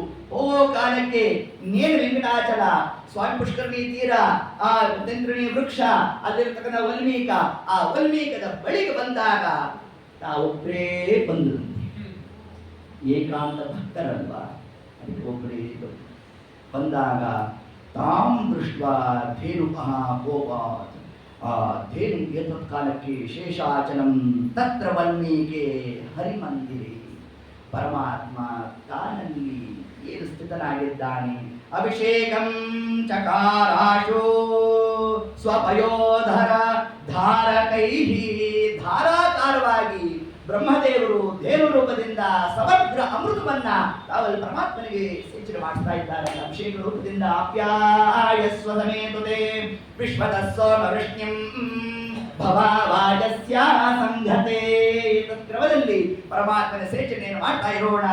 ಇದನ್ನ ತಾನು ದೃಷ್ಟ ಆ ಗೋಪಾಲಕ ನೋಡುವಂತೆ ನೋಡಿಕೊಂಡಂತಹ ಕಾಲಕ್ಕೆ ಧೇನು ಮಹಾಗೋಪಾತ್ಮಧಾರಂ. ತಾನು ಹಿಂದಿನ ದಿವಸ ಹೊಡೆತ ತಿಂದಿದ್ದ, ಅಲ್ಲ ನಾನು ಅದಕ್ಕಿಂತ ಕೂತಿದ್ದೇನೆ, ಈ ಆಕಳು ನೋಡಿದ್ರೆ ಇಲ್ಲೇನು ಕೆಲಸ ಮಾಡಿ ಕೂತಿದೆ ಅಂತ ಅದೇನ್ ಮಾಡ್ತಂತೆ, ಆ ಒಂದು ವಿಶೇಷವಾಗಿ ಆ ಕುಠಾರವನ್ನ ತಾನು ಹಸ್ತ್ರ ಮಾತ್ರಕಂ ಕೈಯಲ್ಲಿ ಹಿಡಿದು ಇನ್ನೇನು ಪ್ರಹಾರ ಮಾಡಬೇಕು ಅನ್ನೋ ಕಾಲಕ್ಕೆ ಪರಮಾತ್ಮ ಏನು ಮಾಡ್ದ, ಅಪರಾಧೀನ ಆ ಗೋವನ್ನ ಸರಸದಂತೆ ತನ್ನ ಶಿರಸ್ ಕೊಟ್ಬಿಟ್ನಂತೆ. ಕೊಟ್ಟಿದ್ದೆ ಇತಿ ಮತ್ವಾ ರಮಾಕಾಂತಃ ಶ್ರೀನಿವಾಸೋ ನಿರಾಮಯಃ ಏಕೇನ ತುಳಸಿ ಮಾತ್ರ ತಲೇನಾಪಿ ನರೋತ್ತಮಃ. ತಿಳಿಸ್ತಾರೆ, ಪರಮಾತ್ಮನಿಗೆ ಭಕ್ತಿಯಿಂದ ಮನಸ ನಾವು ಸಮರ್ಪಣೆ ಮಾಡಿದ್ರೇನೇ ದೇವರು ಅನುಗ್ರಹ ಮಾಡ್ತಾನೆ ಅಂತ ನಾವು ಶಾಸ್ತ್ರಾದಿಗಳು ತಿಳಿಸ್ತಾರೆ ನಮಗೆ. ಪತ್ರಂ ಪುಷ್ಪಂ ಫಲಂ ತೋಯಂ ಯೋಮೇ ಭಕ್ತ್ಯಾ ಪ್ರಯಚ್ಛತಿ. ಒಂದು ದಡ ಶ್ರೀ ತುಳಸಿ ಬಿಂದು ಗಂಗೋದಕವ. ಪರಮಾತ್ಮನಿಗೆ ಒಂದು ದಡ ಶ್ರೀ ತುಳಸಿಯನ್ನು ಸಮರ್ಪಣೆ ಮಾಡಿದ್ರೆ, ಒಂದು ಬಿಂದು ಗಂಗೋದಕ ಅದನ್ನ ನಾವು ಸಮರ್ಪಣೆ ಮಾಡಿದ್ರೇನೇ ಪರಮಾತ್ಮ ಅನುಗ್ರಹ ಮಾಡ್ತಾನೆ ಅಂತ ಭಕ್ತಪರಾಧೀನ ಅಂತ ನಾವು ಆ ಲಕ್ಷ್ಯವನ್ನು ಹಿಡಿತಾ ಇವ ಸರ್ವೋತ್ತಮ ಅಂತ ನಾವೇ ತಿಳಿಸ್ತಾ ಇದ್ದೇವೆ. ಅದಕ್ಕೆ ಫಲಂತ ನಿದರ್ಶನವಾದ ಪರಮಾತ್ಮ ತಾನೇಟನ್ನು ತಗೊಂಡು ಪೂಜೆಯೇತ್ ಭಕ್ತಿ ಭಾವೇನ ತಂ ರಕ್ಷಾಂ ಇತಿ ಮತ್ಪಣಃ. ಪರಮಾತ್ಮ ತಾನೊಂದು ಪಣ, ಏನು ಸಂಕಲ್ಪ ಪರಮಾತ್ಮ. ಯಾರು ನನ್ನನ್ನು ಭಕ್ತಿಯಿಂದ ಸ್ತೋತ್ರ ಮಾಡ್ತಾರೋ ಭಕ್ತ್ಯಾ ತುತೋಷ ಭಗವಾನ್ ನನುಯೂಥ. ಭಾಗವತ ಸಪ್ತಮ ಸ್ಕಂದ ಅಲ್ಲಿ ಪ್ರಹ್ಲಾದರಾಜರು ತಾ ಮಾಡಿದಂತಹ ಸ್ತೋತ್ರ. ಸ್ವಾಮಿ ಭಕ್ತಿಯಿಂದ ಯಾರು ನಿನ್ನ ಸ್ತೋತ್ರ ಮಾಡಿದ್ರು ಅವರು ಅನುಗ್ರಹ ಮಾಡ್ತಿದ್ರು. ಭಕ್ತ್ಯಾ ತುತೋಷ ಭಗವಾನ್ ನನುಯೂಥಪಾಯ. ಆ ಆನೆಯಲ್ಲಿ ಏನಿತ್ತು ಮುಂದೆ ಬಂದಿರು, ಏನ್ ರೂಪ ಇತ್ತ, ಗುಣ ಇತ್ತ, ಓಂ ಅಥವಾ ಬ್ರಹ್ಮ ಜಿಜ್ಞಾಸ ಅದನ್ನು ಕಲ್ತಿತ್ತ, ಏನ್ ನೋಡಿ ಬಂದೆ ಸ್ವಾಮಿ. ನಾರಾಯಣ ಅಖಿಲ ಗುರು ಭಗವನ್ ನಮಸ್ತೆ, ಇಷ್ಟು ಸಾಕಾಯ್ತಲ್ಲು. ಇದೇ ಭಕ್ತಿ ಮಾತ್ರೇನ. ಹೀಗೆ ಭಕ್ತಿಯಿಂದ ಯಾರು ಸ್ತೋತ್ರ ಮಾಡಿದ್ರು ಅವರು ಪರಮಾತ್ಮ ತಾನು ಅನುಗ್ರಹ ಮಾಡ್ತಾನೆ ಅನ್ನೋದೇ ಪರಮಾತ್ಮನ ಕಾರುಣ್ಯಕ್ಕೆ ಬಟ್ಟಿರ್ತಕ್ಕಂಥ ಒಂದು ಜೋದಕ. ಈ ಲಕ್ಷಣವನ್ನು ಹಿಡಿದವರು ಯಾರು? ಭೃಗುಮುನಿ. ಹರಿ ಸರ್ವೋತ್ತಮತ್ವಕ್ಕೆ ಇರ್ತಕ್ಕಂತಹ ಅತಿ ಮುಖ್ಯವಾದಂತಹ ಒಂದು ವಿಲಕ್ಷಣತ್ವ ಅಂತಂದ್ರೆ ಪರಮಾತ್ಮನಲ್ಲಿರ್ತಕ್ಕಂತಹ ಕಾರುಣ್ಯ ಇನ್ನು ಯಾವ ಬ್ರಹ್ಮಾದಿ ದೇವತೆಗಳಲ್ಲೂ ಇರಲಿಕ್ಕೆ ಸಾಧ್ಯ ಇಲ್ಲ. ಬ್ರಹ್ಮದೇವರು ವರ ಕೊಟ್ಟರೆ ಅದು ಶಾಪವೂ ಆಗಬಹುದು. ಒಂದು ಹಿರಣ್ಯಕಶಿಪು ಪರಮಾತ್ಮ ಯಾರು ಬ್ರಹ್ಮದೇವರು ವರ ಕೊಟ್ಟರು, ಏನಾಯ್ತದು? ಶಾಪವೇ ಆದದ್ದು. ನೋಡಿ ಹಿಂದಿಳಿಸುದು ಇತರ ದೇವತೆಗಳನ್ನಷ್ಟೇ ನೋಡಿ ಹಿಂಗ ಅರ್ಥ ಅದು. ಅವರು ವಾಯುದೇವರನ್ನು ಉಪಾಸನೆ ಕೂಡುದು ಅಂತ ಹಂಗರ್ಥ ಮಾಡುವುದಲ್ಲ. ಕೇವಲ ವಾಯುದೇವರನ್ನೇ, ಕೇವಲ ಇತರ ದೇವತೆಗಳನ್ನೇ ಉಪಾಸನೆ ವರ್ಜ್ಯ. ಅಧಿಷ್ಠಾನತ್ವೇನ ಅವರನ್ನು ಉಪಾಸನೆ ಮಾಡಬೇಕು. ಕೇವಲ ಪರಮಾತ್ಮನ ಉಪಾಸನ ಅದು ಕೂಡ ಕೂಡುದು. ಈಗಾಗಲೇ ನಾವು ಚೋಳರಾಜಂದು ದೃಷ್ಟಾಂತ ನೋಡಿದ್ದೇವೆ. ವರಾಹದೇವರ ದರ್ಶನ ಆಗಲಿಲ್ಲ.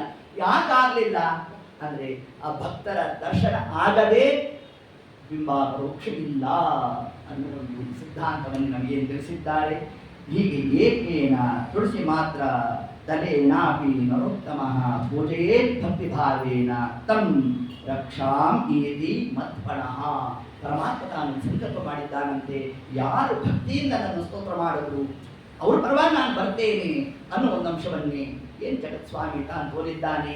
ಅದರಂತೆ ಆ ಭೇದವನ್ನ ಬ್ರಹ್ಮದೇವರ ಪರಮಾತ್ಮ ತಾನು ಪಕ್ಕಕ್ಕೆ ಸರಿಸ್ತಾ ತಾನೇ ತನ್ನ ಹಣೆಯನ್ನು ಕೊಟ್ಟಿದ್ದಾನಂತೆ. ಆ ಯಾವಾಗ ಆ ಶಿರಸ್ಫೋಟನ ಆಯಿತು ಅದಂತಹ ಕಾಲಕ್ಕೆ ತಿಳಿಸ್ತಾರೆ. ಶಿರಸ್ಫೋಟನ ಮಾಪನ್ನ ಕುಠಾರೇಣ ಹಸಿಧಾರಿಣ.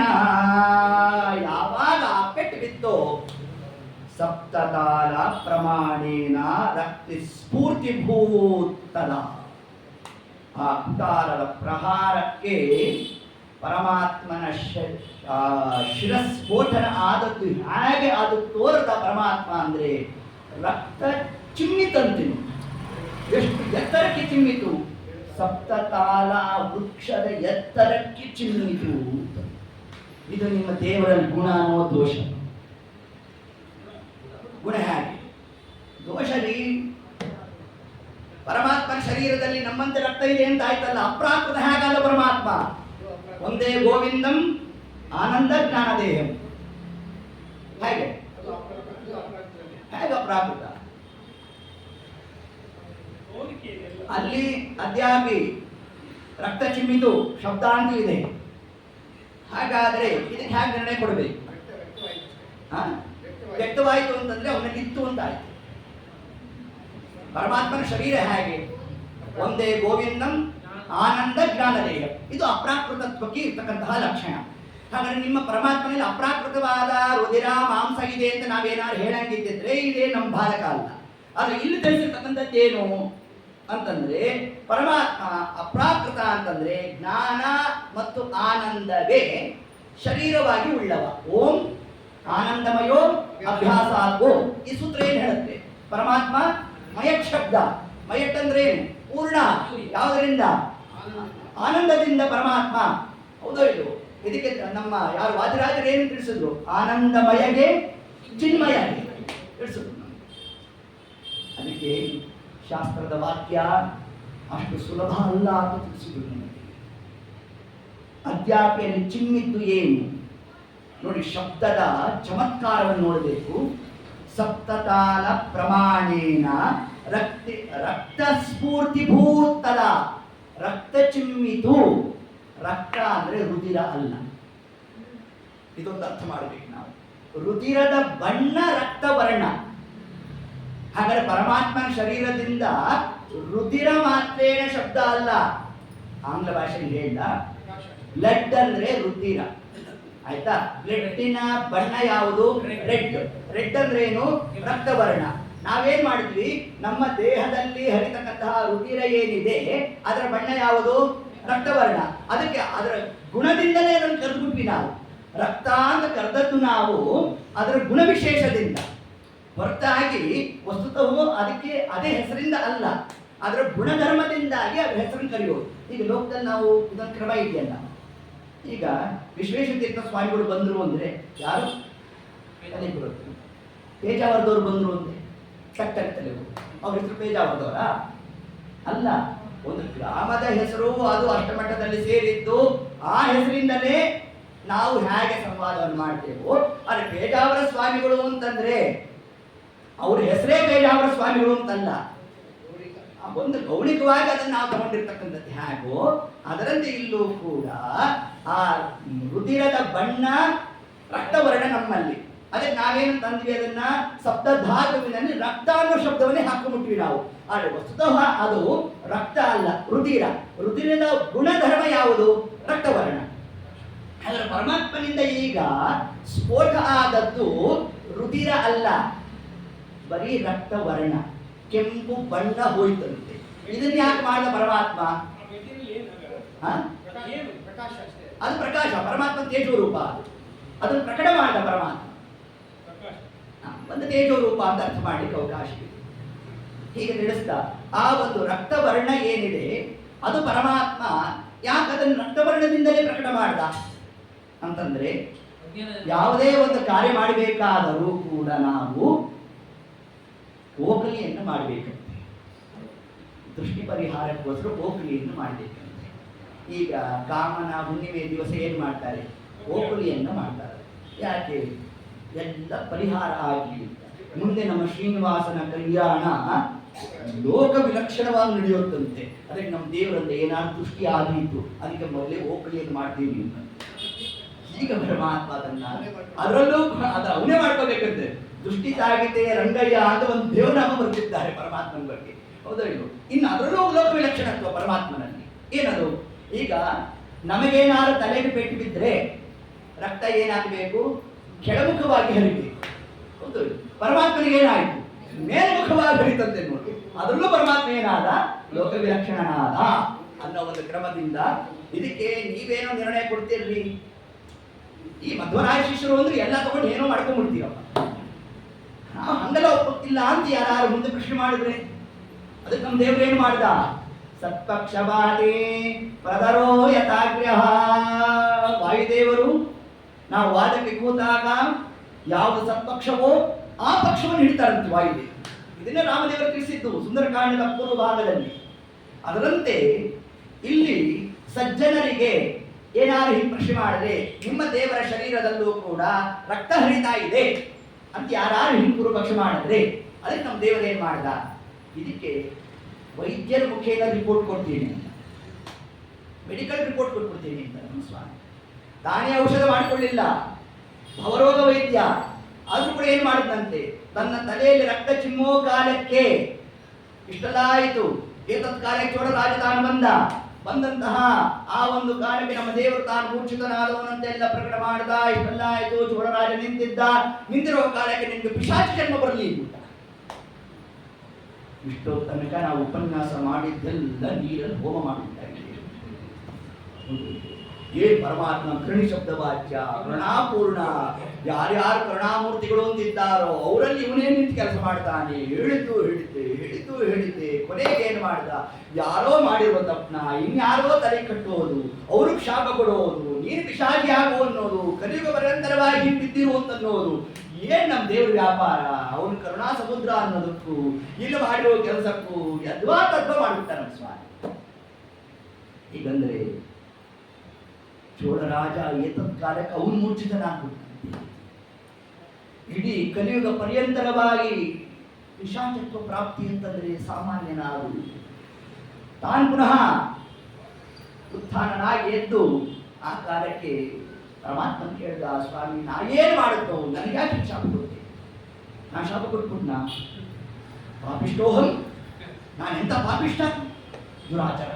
ಏನ್ ದುರಾಚಾರ ನನ್ ಕೊಟ್ಟು ಹೆಂಡತಿನ ಬಿಟ್ಟು ಬಂದ್ಬಿಟ್ನಲ್ಲ, ಆ ತಲೆ ಬಿಸಿಲ ಏನು ಹೇಳ್ಬಿಟ್ಟು ಇಷ್ಟೆಲ್ಲ ಮಾಡ್ಬಿಟ್ಟ ನಮ್ಮ ಸ್ವಾಮಿ ವ್ಯಾಪಾರ. ಯಾಕೆ ಇಷ್ಟು ಕ್ರಮವನ್ನು ಪರಮಾತ್ಮ ತಿಳಿಸ್ದ? ಚೋಳರಾಜನಿಗೆ ಪಿಶಾಚಿ ಜನ್ಮ ಬರಲಿ ಎಂದು ನಿಮ್ಮ ಸ್ವಾಮಿ ಹೇಳ್ಬಿಟ್ನಲ್ಲ, ಏನು ಕ್ರಮ? ಅವನ ಕಾರುಣ್ಯವನ್ನು ಹೇಗೆ ಹೇಳ್ತೀರಿ, ಹೇಗೆ ಸಮಾಧಾನ ಮಾಡ್ತೀರಿ ಅಂತಂದ್ರೆ ಪರಮಾತ್ಮ ಕಾರುಣ್ಯವನ್ನೇ ತೋರ್ತಾರೆ. ಇದು ಒಳ್ಳೆ ಚೆನ್ನಾಗಾಯ್ತಲ್ಲಿ. ನಿಮ್ಮ ದೇವರು ಶಾಪ ಕೊಟ್ಟರು ಕೂಡ ಅದು ಕಾರುಣ್ಯ ಹೇಗೆ ನೋಡಿ. ಪರಮಾತ್ಮನ ವಿಷಯದಲ್ಲಿ ಬ್ರಹ್ಮಾದಿ ದೇವತೆಗಳು ವರ ಕೊಟ್ಟರು ಅದು ಶಾಪವಾಗ್ಬೋದು, ಆದರೆ ಪರಮಾತ್ಮ ಶಾಪ ಕೊಟ್ರೆ ಅದು ವರನ್ನು ಆಗ್ಬೋದು. ಇಲ್ಲಿ ಹೇಗೆ ಮಾನದಂಡ ಅಂತಂದ್ರೆ, ಅದ್ಯಾಗಿ ಈಗಾಗಲೇ ಹಿಂದೆ ತಿಳಿಸಿದಂತೆ ಚೋಳರಾಜ ಅಪರೋಕ್ಷ ಜ್ಞಾನಿ. ಅಪರೋಕ್ಷ ಜ್ಞಾನ ಪಡೆದವರಿಗೆ ಒಂದು ಪ್ರಾರಬ್ಧ ಇರುತ್ತೆ, ಒಂದು ಸುಖದ ಪ್ರಾರಬ್ಧ, ದುಃಖದ ಪ್ರಾರಬ್ಧ. ಯಾವುದು ಇತ್ತು? ಚೋಳರಾಜನಿಗಿದ್ದದ್ದು ಯಾವುದು ಅಂತಂದ್ರೆ ದುಃಖದ ಪ್ರಾರಬ್ಧ. ಎಂತಹ ದುಃಖ? ಪಿಶಾಚಿ ಜನ್ಮದ ದುಃಖ. ಇದ್ದದ್ದನ್ನ ಪರಮಾತ್ಮ ತಾನೇನು ಮಾಡ್ದ? ಅಭಿವ್ಯಕ್ತ ಮಾಡಿದ. ಇದರಿಂದ ನಿಮ್ಮ ದೇವರ ಕಾರುಣ್ಯ ಹಾಗೆ ಅಂತಂದ್ರೆ, ತಾನು ಶಾಪವನ್ನು ಕೊಟ್ಟಂತೆ ಮಾಡದ, ಆ ಆರೋಪವನ್ನು ತನ್ನ ಮೇಲೆ ಹಾಕೊಂಡ. ಏನು ಕರುಣಾನಿಧಿಯು ಹರಿಯು, ಅವನಲ್ಲಿದ್ದಂತಹ ದೋಷವನ್ನ ತಾನು ಶಾಪ ಕೊಟ್ಟಂತೆ ಮಾಡಿ ಅದಕ್ಕೆ ತಾನೇ ಔಷಧಿಯನ್ನು ಕೊಟ್ಟ. ಏನು ಔಷಧಿ? ನೀನು ಸಾಮಾನ್ಯ ಪಿಶಾಚಿ ಅಲ್ಲಪ್ಪ. ಪಿಶಾಚಿಯಲ್ಲಿ ಭೇದ, ಆಚಾರ ಸಿದ್ಧಾಂತ ಹಿಂದೆಯಲ್ಲಿ ತನಕ ಭೇದ ಬದತವು. ಉಳಿದಂತಹ ಪಿಶಾಚಿಗಳಿಗೆ ಕ್ರಮ ಏನಂತೆ? ಅದಕ್ಕೆ ಜಲಸ್ಪರ್ಶ ಇಲ್ಲ, ದೇವತಾ ಶಬ್ದವನ್ನು ಕೇಳೋ ಯೋಗ್ಯತಾ ಇರೋಲ್ಲ. ಬರುತ್ತೆ ಇದೆ ನಮಗೆ ಗರುಡ ಪುರಾಣದ 7ನೇ ಅಧ್ಯಾಯದ ಬಬ್ರುವಾಹನ ಪ್ರೇತ ಸಂಸ್ಕಾರ. ಒಂದು ಪಿಶಾಚಿನೇ ಬಬ್ರುವಾಹನ ರಾಜನ ಮುಂದೆ ತಾನು ಹೇಳುತ್ತೆ, ರಾಜನ್ ಈ ಮದ್ಯಪ, ನೀ ಬಂದು ಆ ತಿಳಿಯಾಗಿ ಹರಿತಕ್ಕಂತಹ ನದಿ ನೀರನ್ನು ಪಾನ ಮಾಡಿದೆ ಅಂತ ಹೇಳ್ತೇನೆ. 1000 ವರ್ಷದಿಂದ ಇದೇ ವಟವೃಕ್ಷದಲ್ಲೇ ಕೂತಿದ್ದೇನೆ, ಒಂದು ದಿವಸ ಜಲಸ್ಪರ್ಶ ಮಾಡಿಲ್ಲ. ಇಂತಹ ಅವಸ್ಥಾ ಯಾವುದು? ಪಿಶಾಚಿ ಜನ್ಮ. ಆದರೆ ಇಲ್ಲಿ ಚೋಳರಾಜನಿಗೆ ಆ ಅವಸ್ಥಾ ಕೊಡಲಿಲ್ಲ ಪರಮಾತ್ಮ. ಮತ್ತೇನು ಮಾಡಿದಂತೆ ಅದಕ್ಕೆ ತಿಳಿಸಿದ್ರು. ಪ್ರತಿ ಶುಕ್ರ ಮುಂದೆ ನಾನು ಲಗ್ನ ಆಗ್ತೇನೆ, ನಮ್ಮ ಮಾವನವರು ಬರ್ತಾರೆ, ಬೇಕಾದ ಪಾರಿತೋಷಿಕ ಕೊಡ್ತಾರೆ. ಕೊಟ್ಟಾಗ ಒಂದು ಕಿರೀಟ ಬೇರೆ ಕೊಡ್ತಾರೆ. ನಾನು ಅದನ್ನು ಪ್ರತಿನಿತ್ಯ ಧಾರಣೆ ಮಾಡೋಲ್ಲ, ಸ್ವಲ್ಪ ರಿಸರ್ವ್ ಮಾಡ್ತೀನಿ. ಮಾವನವರು ಕೊಟ್ಟಿದ್ದು ತಿಮ್ಮಪ್ಪ ಶೆಟ್ಟಿ ನೋಡಿ ಸ್ವಲ್ಪ ಲೆಕ್ಕಾಚಾರ ಜಾಸ್ತಿ. ಅದಕ್ಕಂದ್ರೆ ನಮ್ಮ ಸ್ವಾಮಿ ನಾನು ಪ್ರತಿನಿತ್ಯ ಧಾರಣೆ ಮಾಡೋಲ್ಲ, ಅದನ್ನ ಪ್ರತಿ ಶುಕ್ರವಾರ ಸಾಯಂಕಾಲ ಸಮಯಕ್ಕೆ ನಾನು ಧಾರಣೆ ಮಾಡ್ತೀನಿ. ಮಾಡಿದಾಗ ನನ್ನ ಕಣ್ಣಿನಿಂದ ಆನಂದದ ಅಶ್ರು ಬರುತ್ತೆ. ಇವತ್ತಿಗೂ ಬರುತ್ತಂತೆ, ಇವತ್ತಿಗೂ ಬರುತ್ತೆ. ಇದನ್ನು ಕಣ್ಣಂತವರೇ ನಮಗೆ ತಿಳಿಸಿದ್ರು. ನಮ್ಮೂರೇ ಆಚಾರ ಸುಧಾ ಪಂಡಿತರು, ಅವರು ಕೂಡ ಅವರು ಪ್ರತಿ ವಿಜಯದಶಮಿ ದಿವಸ ಗರ್ಭಗುಡಿಯಲ್ಲಿ ಶ್ರೀನಿವಾಸನ ಹಿಂಭಾಗದಲ್ಲಿ ಶುದ್ಧಿ ಕಾರ್ಯಕ್ಕೆ ಹೋಗ್ತಾರೆ. ಇವತ್ತಿಗೂ ಹೋಗ್ತಾರೆ. ಅವರು ಸ್ವಯಂ ನಮಗೆ ತಿಳಿಸಿರ್ತಕ್ಕಂಥ ವಿಷಯ. ಅವರು ಒಂದು ಶುಕ್ರವಾರ ಗರ್ಭಗುಡಿಯಲ್ಲಿ ನಿಂತಿರೋ ಕಾಲಕ್ಕೆ ಶ್ರೀನಿವಾಸನಿಗೆ ಧಾರಣೆ ಮಾಡಿದಾಗ ಕೂದಲು ಇರತಕ್ಕಂಥದ್ದು ಇದೆಲ್ಲ ಬೇಕಾದ ವಿಷಯ ತಿಳಿಸ್ತಾರೆ. ನೈಜವಾದ ಕೇಶರಾಶಿ ಅಂತ ತೋರುತ್ತಂತೆ ಪರಮಾತ್ಮ. ಅದರಿಂದ ಆ ಕಾಲಕ್ಕೆ ಆ ಪರಮಾತ್ಮನ ಕಣ್ಣಿಂದ ಅಷ್ಟು ಏನು ಬರುತ್ತೆ, ಒಂದು ಮುಹೂರ್ತ ಕಾಲ ನಿನಗೆ ನನ್ನ ದರ್ಶನ ಅಂತ. ಎಂತಹ ಪ್ರತಿ ಶುಕ್ರವಾರ ಒಂದು ಮುಹೂರ್ತದ್ದೇ ನಾವು ಒಂದು ಸತಿ ತಿರುಪತಿಗೆ ಹೋಗಿ ಶ್ರೀನಿವಾಸನ ಅಭಿಷೇಕವನ್ನ ನೋಡ್ಕೊಂಡ್ ಬಂದ್ವಿ ಅಂದ್ರೆ ಇಡೀ ಜೀವನ ಪೂರ್ತಿ ಮೆಲುಕು ಹಾಕ್ತಾ ಇರ್ತೀವಿ ಅಂತ. ಅದೇನು ಪುಣ್ಯನೋ ಅಪ್ಪ, ಶ್ರೀನಿವಾಸನ ಅನುಗ್ರಹ, ನಮ್ಮ ಅಭಿಷೇಕಕ್ಕೆ ಹೋಗಿದ್ವಿ ರೀ, ಬೆಳಗಿನ ಜಾವ ಹೋಗಿತ್ತು, ಏನಂತೀರಾ ಅಂತಲ್ಲ, ಅದನ್ನೇ ಹೇಳ್ತಾ ಕೂತಿರ್ತೀವಂತ ಇಡೀ ಜೀವನ. ಒಂದು ಆವರ್ತಿ ನೋಡಿದ್ರೇನೆ ಇಡೀ ಜೀವನ ಪೂರ್ತಿ ಆನಂದ ಕೊಡ್ತಾನೆ ಪರಮಾತ್ಮ. ಇನ್ನು ಪ್ರತಿ ಶುಕ್ರವಾರ ಒಂದು ಮುಹೂರ್ತ ಕಾಲ, ಜನ್ಮ ಯಾವುದು ಪಿಶಾಚಿ ಜನ್ಮ ಆದರೂ ಕೂಡ ಕಿಮಲಭ್ಯಂ ಭಗವತಿ ಪ್ರಸನ್ನೆ ಶ್ರೀನಿಕೇತನೆ. ಪರಮಾತ್ಮನ ಅನುಗ್ರಹ ಆದ್ರೆ ಪಿಶಾಚಿಯಾಗಿದ್ರೂ ಕೂಡ ತನ್ನ ದರ್ಶನ ಕೊಟ್ಬಿಡ್ತಾನೆ. ಏನು ಕರುಣಾ ನಿಧಿಯೋ ಹರಿಯು. ಇದನ್ನೇ ನಮ್ಮ ಭೃಗುಮನಿಗಳು ಪರಮಾತ್ಮ ಸರ್ವೋತ್ತಮ, ಹೇಗೆ ಸರ್ವೋತ್ತಮ ಪರಮಾತ್ಮ ಅಂದ್ರೆ ಅವನ ಕಾರುಣ್ಯ. ಒಂದು ಪಿಶಾಚಿ ತಾನೇ ಆರೋಪವನ್ನು ತಗೊಂಡ. ನೋಡ್ರಿ, ಶ್ರೀನಿವಾಸ ಹಿಂಗ್ ಶಾಪ ಕೊಟ್ಟಂತೆ ಲೋಕಾರೂಢಿಯಾಗಿ ಕೇವಲ ಪುರಾಣವನ್ನ ಶ್ರವಣ ಮಾಡಿದ್ರೆ, ನೋಡ್ರಿ ಯಾರೋ ಮಾಡಿದ ಪಾಪ ಯಾರ್ದೋ ತಲೆ ಮೇಲೆ ಬಂದ್ಬಿಡ್ತು, ಈ ಶ್ರೀನಿವಾಸ ಹಿಂಗೆಲ್ಲ ಮಾಡ್ದ, ಬಯಸ್ಕೊಂತನಂದು ನಮ್ಗೆ. ನನಗಂದ್ರೂ ಪರವಾಗಿಲ್ವೋ, ನನ್ನ ಭಕ್ತರನ್ನ ನಿಂದನೆ ಮಾಡ್ಲಿಕ್ಕೆ ನಾನು ಬಿಡುವಲ್ಲ ಅಂತ ತಾನು ಹೇಳ್ತಾ ಇರೋದು. ಕಾಲಿಕೆ ಪರಮಾತ್ಮ ತಾನಲ್ಲಿ ಬ್ರಹ್ಮದೇವರಿಗೆ ಪೆಟ್ಟಾಗದಂತೆ ತಾನು ಕಾರುಣ್ಯವಂತ. ಇಲ್ಲಿ ಚೋಳರಾಜನಿಗೆ ಆ ತಾನು ಪೆಟ್ಟನ್ನು ತಗೊಳ್ತಾ ಅದನ್ನ ನಿಮಿತ್ತ ಮಾಡ್ತಾ ಅವನಿಗೆ ಇರ್ತಕ್ಕಂತಹ ದುಃಖದ ಪ್ರಾರಬ್ಧವನ್ನೇ ಸುಖದ ಪ್ರಾರಬ್ಧವನ್ನಾಗಿ ಪರಮಾತ್ಮ ತಾನು ಪರಿವರ್ತನೆ ಮಾಡಿದ್ದಾನೆ. ಇದೇ ಪರಮಾತ್ಮನ ಕಾರುಣ್ಯ. ಏನು ಕರುಣಾ ನಿಧಿಯೋ ಹರಿಯು, ಮತ್ತೇನು ಭಕ್ತಾದೀನನು, ಮತ್ತೇನು ಈತನ ಲೀಲೆ ಇಚ್ಛಾ ಮಾತ್ರ ಪರವಾ. ಇಷ್ಟು ಕ್ರಮ ಪರಮಾತ್ಮ ಅಂದ್ರೆ ಹರಿ ಸರ್ವೋತ್ತಮ ಅನ್ನೋ ಜ್ಞಾನ ನಮ್ಮಲ್ಲಿ ಝಳಿಸಿ ಕೂಡಬೇಕು. ಅದ್ಕೊಳ್ಳೋ ಕಾಲಕ್ಕೆ ಯಾವ ಮಾನದಂಡ ಅಂದ್ರೆ ಪರಮಾತ್ಮನ ಕಾರುಣ್ಯ.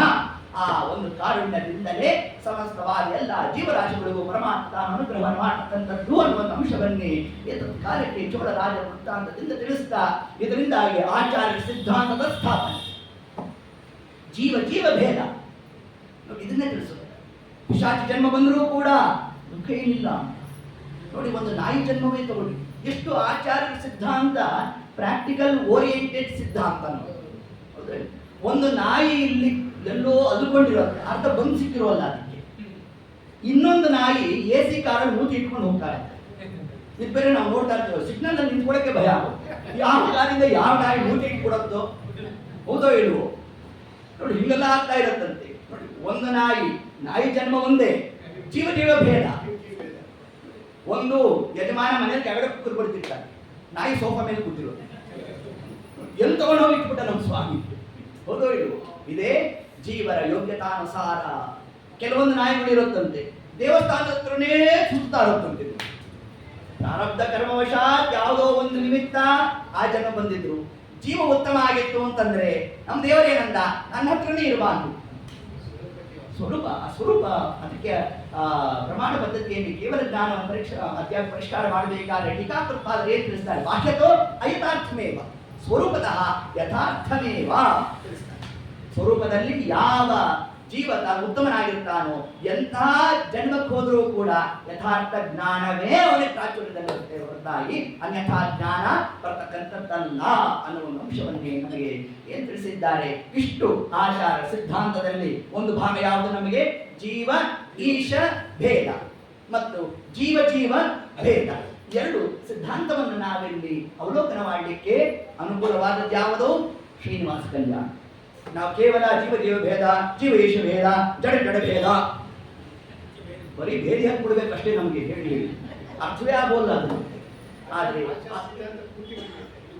ಪೂರ ನಮಗೆ ಆಚಾರ ಸಿದ್ಧಾಂತವನ್ನು ಅವಲೋಕನ ಮಾಡಬೇಕು ಅಂತಂದ್ರೆ ಅದಕ್ಕಾಗಿ ಪುರಾಣಾದಿಗಳನ್ನ ವೇದೇ ರಾಮಾಯಣೇ ಚೈವ ಪುರಾಣೇ ಭಾರತೀಯ ತಥಾ ಆದೌ ಅಂತ್ಯೇ ಚ ಮಧ್ಯೆ ಚ ವಿಷ್ಣು ಸರ್ವತ್ರ ಗೀಯತೆ, ಪರಮಾತ್ಮನೇ ಸರ್ವತ್ರ ಪ್ರತಿಪಾದ್ಯ ಅನ್ನೋ ಒಂದು ಅಂಶವನ್ನೇ ನಮಗೆಲ್ಲ ತಿಳಿಸ್ತಾ, ಸರಿ ರೀ ನಿಮ್ಮ ದೇವರು ರಕ್ತ ವಿಷಯಕ್ಕೆ ಬನ್ನಿ.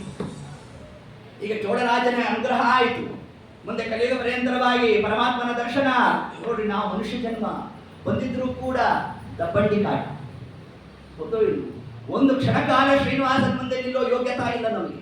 ಆದರೆ ಪರಮಾತ್ಮನ ಅನುಗ್ರಹ ಆದರೆ ಪಿಶಾಚಿ ಜನ್ಮದಲ್ಲಿದ್ರೂ ಕೂಡ ಯಾವ ದಬ್ಬಂಡಿನೇ ಇಲ್ಲ, ದಬ್ಬಂಡಿನೇ ಓಡೋಗ್ಬೇಕು, ಪಿಶಾಚಿ ನೋಡ್ಬೇಕು.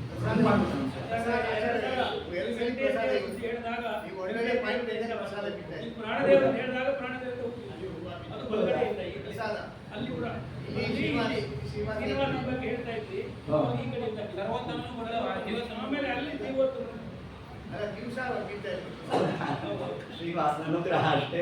ಶ್ರೋತೃ ವರ್ಗ ಚೆನ್ನಾಗಿದ್ರೆ ಭಕ್ತೃ ವರ್ಗಕ್ಕೆ ಸ್ಫೂರ್ತಿ ಜಾಸ್ತಿ. ಅದರಿಂದ ಹರಿವಾಯುಗಳು ಅನುಗ್ರಹ ಕ್ಷೇತ್ರ ಮಹಿಮಾ ಅಷ್ಟೇ. ಮತ್ತು ಈ ಪೀಠದ ಮಹಿಮಾ, ಯಾರ್ಯಾರು ದೊಡ್ಡವರು ಕೂತಿದ್ರು ಅವರೆಲ್ಲರ ಒಂದು ಆಶೀರ್ವಾದಕ್ಕೆ ಒಂದೆರಡು ವಾಕ್ಯ ಹೇಳಲಿಕ್ಕೆ ಅವಕಾಶ. ಆಚಾರ ಸಿದ್ಧಾಂತ ಅಷ್ಟು ರುಚಿ, ಅದು ಪರಮಾತ್ಮ ನೇರವಾಗಿ ಸ್ವೀಕಾರ ಮಾಡ್ತಾನೆ ಅನ್ನೋದಕ್ಕೆ ಇದೇ ನಮಗೆ ಅದ್ಯಾಪಿ ನಿದರ್ಶನ ಪ್ರಾಯವಾಗ್ಲಿಕ್ಕೆ ಅವಕಾಶ ಉಂಟು ಅಂತ ಹೇಳ್ತಾ, ಸರಿ ಇಷ್ಟೆಲ್ಲ ಆಯ್ತ್ರಿ, ರಕ್ತದ ಕಥೆಗೆ ಬಂದ್ವಿ. ಏನ್ ಕಥಾ? ಆ ರಕ್ತ ಬಂದದ್ದಂತೂ ಹೌದು, ನೀವದನ್ನೇನೋ ರಕ್ತ, ರುಧಿರ, ಬಣ್ಣ ಅದು ಇದು ಅಂದ್ಕೊಂಡು ಕನ್ಫ್ಯೂಸ್ ಮಾಡಿಬಿಟ್ರಿ ನಮಗೆ ಅಂತಂದ್ರೆ ಅದಕ್ಕೆ ನಮ್ಮ ದೇವರಲ್ಲ. ನಿಮ್ಗೆ ಅಷ್ಟೇ ತಾನೇ ಜಿಜ್ಞಾಸ. ಮೆಡಿಕಲ್ ರಿಪೋರ್ಟ್ ಕೊಟ್ಟರೆ ಆಗ್ಬಿಟ್ಟು ಇನ್ನು ಆಗ್ಬೋದು. ಅದಕ್ಕೇನ್ ಮಾಡೋದು ನಮ್ಮ ಸ್ವಾಮಿ ಬೃಹಸ್ಪತ್ಯಾಚಾರವನ್ನು ಕಳಿಸ್ಬಿಟ್ಟಂತೆ. ಸ್ವಾಮಿ ನೋಡಪ್ಪ, ಏನ್ ಸ್ವಾಮಿನು ತಲೆ ಹೊಡ್ಕೊಂಡು ಕೂತಿದ್ದೀನಿ, ಔಷಧ ಮಾಡು. ಅಲ್ಲ ಸ್ವಾಮಿ, ನಾನು ಓದಿದ್ದೇನೆ ವೈದ್ಯವನ್ನ, ಪ್ರಾಕ್ಟೀಸ್ ಇಲ್ಲ. ನಮ್ಮ ಶಿಷ್ಯರು ಚೆನ್ನಾಗಿ ಓದ್ಕೊಂಡಿದ್ದಾರೆ. ಯಾರು? ಅಶ್ವಿನಿ ದೇವತೆಗಳು. ಯಾಕೆ ಬೃಹಸ್ಪತ್ಯಾಚಾರ ಅಂದ್ರೆ ಯಾರು? ದೇವಗುರುಗಳು. ವಿಶೇಷ ಶಾಸ್ತ್ರೇ ದೇವಗುರು ಶ್ರುತಾಮೃತರು ಪ್ರತ್ಯೂಹಗೋತ್ರೋಸ್ವರು ಹೀಗೆ ತಿಳಿಸ್ತಾರೆ. ಅಂತಹ ಬೃಹಸ್ಪತ್ಯಾಚಾರ್ಯ ಶಿಷ್ಯವರ್ಗ ಯಾರು? ಅಶ್ವಿನಿ ದೇವತೆಗಳು. 18ನೇ ಕಕ್ಷದಲ್ಲಿ ಬರ್ತಕ್ಕಂಥವರು. ಅವರನ್ನು ಕರೆಸ್ತೀನಿ ಅಂದ್ರೆ ನೀನು ಮಾಡು ಹೊಂದಿದ್ದು ಒಂದು ಪರಮಾತ್ಮ. ಏನು ಪರಮಾತ್ಮನ ಕಾರುಣ್ಯ ಅಂದ್ರೆ ಏನ್ ಕಾರುಣ್ಯ ಅಲ್ಲಿ ಅಂತಂದ್ರೆ, ತಾನೇ ಸೇವೆ ತಗೊಂಡಂತೆ ಆ ಸೇವೆಯಿಂದ ಇನ್ನೊಂದು ಉತ್ಕೃಷ್ಟವಾದ ಸೇವಾ ಭಾಗ್ಯ ಪ್ರಾಪ್ತಿ ಆಯ್ತಂತೆ. ಯಾರಿಗೆ? ಬೃಹಸ್ಪತ್ಯಾಚಾರ್ಯ. ಯಾವ ಸೇವಾ? ಒಂದು ಅನುಗ್ರಹ. ಮುಂದೆ ಲಕ್ಷ್ಮೀದೇವಿ ಪದ್ಮಾವತಿ ಆ ಒಂದು ಅವರ ಪರವಾಗಿ ಪೌರೋಹಿತ್ಯವನ್ನು ಮಾಡಿದವರು ಯಾರು? ಬೃಹಸ್ಪತ್ಯಾಚಾರ್ಯ. ಅಂದ್ರೆ ಈ ಪುಣ್ಯದಿಂದ ಹೇಗೆ ಲೋಕದಲ್ಲಿ ಈಗ ಮನೆಯಲ್ಲಿ ಮಕ್ಕಳ ಹತ್ರ ಕೈಯೋ ಕಾಲ ಒತ್ತಿಸ್ಕೊಂಡ್ಬಿಡ್ತಾರೆ, ಒಂದು ಸೇವೆ ತಗೊಂಡು. ಅದಕ್ಕೆ ಏನ್ ಮಾಡಿದ್ರು?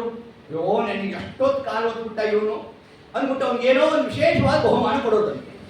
ಲೋಕದಲ್ಲಿ ನಾವು ನೋಡ್ತಾ ಇರ್ತೇವಲ್ಲ, ಅಜ್ಜಿ ತಾತ ಮಾಡಿಸ್ಕೊಂಡಿರ್ತಾರೆ, ಆಮೇಲೆ ಮಾನೇಜ್ ಮೊಮ್ಮಗನ್ ಕರ್ಕೊಂಡು ಹೋಗೋದು, ಏನೋ ಆಟಿಕೆ ಕೊಡಿಸೋದು, ಬೇಕಾದ್ರೆ ಮಾಡ್ಕೊಂಡು ಬಂದ್ಬಿಡ್ತಾರೆ. ಅದನ್ನೇ ಪರಮಾತ್ಮ ಏನ್ ಮಾಡ್ದ? ತನ್ನ ಸೇವೆಯನ್ನು ತಾನೇ ಮಾಡಿಸ್ಕೊಂಡಂತೆ. ಮಾಡಿಸ್ಕೊಂಡು ಅದರ ಫಲ ಏನು ಅಂದ್ರೆ, ಆ ಒಂದು ಲಕ್ಷ್ಮೀದೇವಿ ಪರವಾಗಿ ಪೌರೋಹಿತ್ಯವನ್ನು ಮಾಡ್ತಕ್ಕಂತಹ ಒಂದು ಸೌಭಾಗ್ಯವನ್ನು ಪರಮಾತ್ಮ ತಾನು ಅನುಗ್ರಹಿಸಿದ್ದಾನೆ. ಇದು ಪರಮಾತ್ಮನ ಕಾರುಣ್ಯ ಅನ್ನೋ ಅಂಶವನ್ನು ಹೇಳುತ್ತಾ ಮುಂದೆ ಸರಿ ಬೃಹಸ್ಪತ್ಯಾಚಾರ ಆಗಿ ಸ್ವಾಮಿ ನಾನು ನೋಡ್ತೇನೆ ಅಂತಂದ್ರು. ಎಲ್ಲ ಪರೀಕ್ಷೆ ಮಾಡಿದ್ರು ಪರಮಾತ್ಮನನ್ನ. ಪರೀಕ್ಷೆ ಮಾಡಿ ಔಷಧಿಯನ್ನು ಬರದೇ ಬಿಟ್ಟು, ಔದುಂಬರ ವೃಕ್ಷದ ಹಾಲನ್ನು ಹಚ್ಕೋ ಎಲ್ಲ ಸರಿ ಹೋಗುತ್ತೆ. ನಮ್ಮ ದೇವರು ಸುಮ್ಮನೆ ತಗೊಳ್ಳೋನಲ್ಲ, ಇದೇ ಯಾಕೆ ಬರ್ದೆ ಅಂದ. ಈ ಹಿಂದೆ ನೀನೇ ಹಚ್ಕೊಂಡಿದ್ದಲ್ಲ.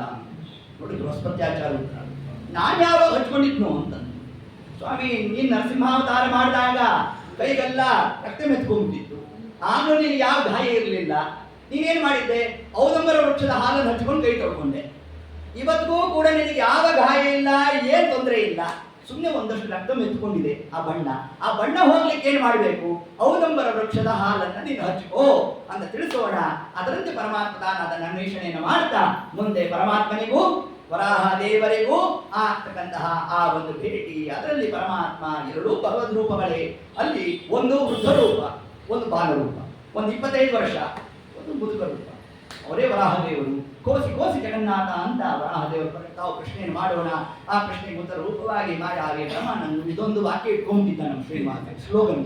ಮಾಯಾವಿ ಪರಮಾನಂದ ವೈಕುಂಠ ಸ್ವಾಮಿ ಪುಷ್ಕರ ರೀತಿಯಲ್ಲಿ ರಮ್ಯಾಸ ಹೋದದ್ದು ಏನಿಲ್ಲ, ಎಲ್ಲ ಗುಂಟುಪಟ್ಟೆಯಲ್ಲಿ ಬಂದ್ಬಿಟ್ಟಿದ್ದೇನೆ ಅಂತೆಲ್ಲ ಬೇಕಾದ್ರೆ ಹೇಳ್ಬಿಟ್ಟಂತೆ ನಮ್ಮ ಸ್ವಾಮಿ. ಹೌದಾ ಪಾಪ ಅಂತಂದ್ರು ವರಾಹದೇವರು. ಅಂದಾಗ ಯಾವಾಗ ಅಯ್ಯೋ ಪಾಪ ಅಂದ್ರು ಕಲಿಯುಗ ಧರ್ಮ ಅಂತೆ. ಸ್ಥಳಂ ದೇಹಿ ಅವನಿಕಾಂತ ಅಂತ ಯಾರೋ ಹುಡುಗ ಬಾರಿ ಹುಷಾರಾಗಿದ್ದಾನಲ್ಲ ಅನ್ಕೊಂಡ್ರಂತು ವರಾಹದೇವರು. ಸ್ಥಳಂ ಮೌಲ್ಯನ ಗೃಹ್ಯತಾಂ. ವರಾಹದೇವರಂದು ಸ್ವಲ್ಪ ಜೋರಾಗಿ, ಸ್ಥಳ ಹಂಗಲ್ಲ ಪುಕ್ಕಟ್ಟೆ ಕೊಡ್ಲಿಕ್ಕೆ ಆಗೋಲ್ವೋ, ಮೌಲ್ಯನ ಗೃಹ್ಯತಾಂ, ನೀನೇನೋ ಪಗಾರ ಕೊಡು ಬರ್ಕೊಡ್ತೀನಿ ಅಂತ.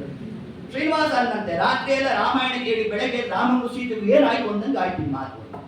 ಎಲ್ಲ ಹುಟ್ಟು ಬಟ್ಟೆಯಲ್ಲಿ ಬಂದಿದ್ದೇನೆ, ಲಕ್ಷ್ಮೀ ದೇವಿನ ಬಿಟ್ಟು ಬಂದ್ಬಿಟ್ಟಿದ್ದೇನಪ್ಪ, ನಿನ್ ಸಂಪತ್ತು ಎಲ್ಲಿಂದ ಬರಬೇಕು ಅಂತ ಹೀಗೆ ಹೇಳ್ತಾ ವರಾಹದೇವರಂದ್ರು. ಹಂಗೆಲ್ಲ ಬಿಟ್ಟು ಕೊಡಲ್ಲಪ್ಪ, ಅವ್ರು ಏನು ಗೃಹ್ಯತ ಅಂತಂದ್ರೆ.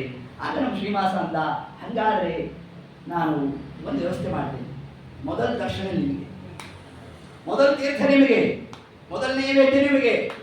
ಅಷ್ಟೇ ಯಾಕೆ ನನ್ನ ಭಕ್ತರು ಮೊದಲು ನೀನು ದರ್ಶನ ಮಾಡಬೇಕು, ಆಮೇಲೆ ನನ್ನ ದರ್ಶನ ಮಾಡಬೇಕು. ವರಾಹದೇವರನ್ನು ಆಗ್ಬೋದು.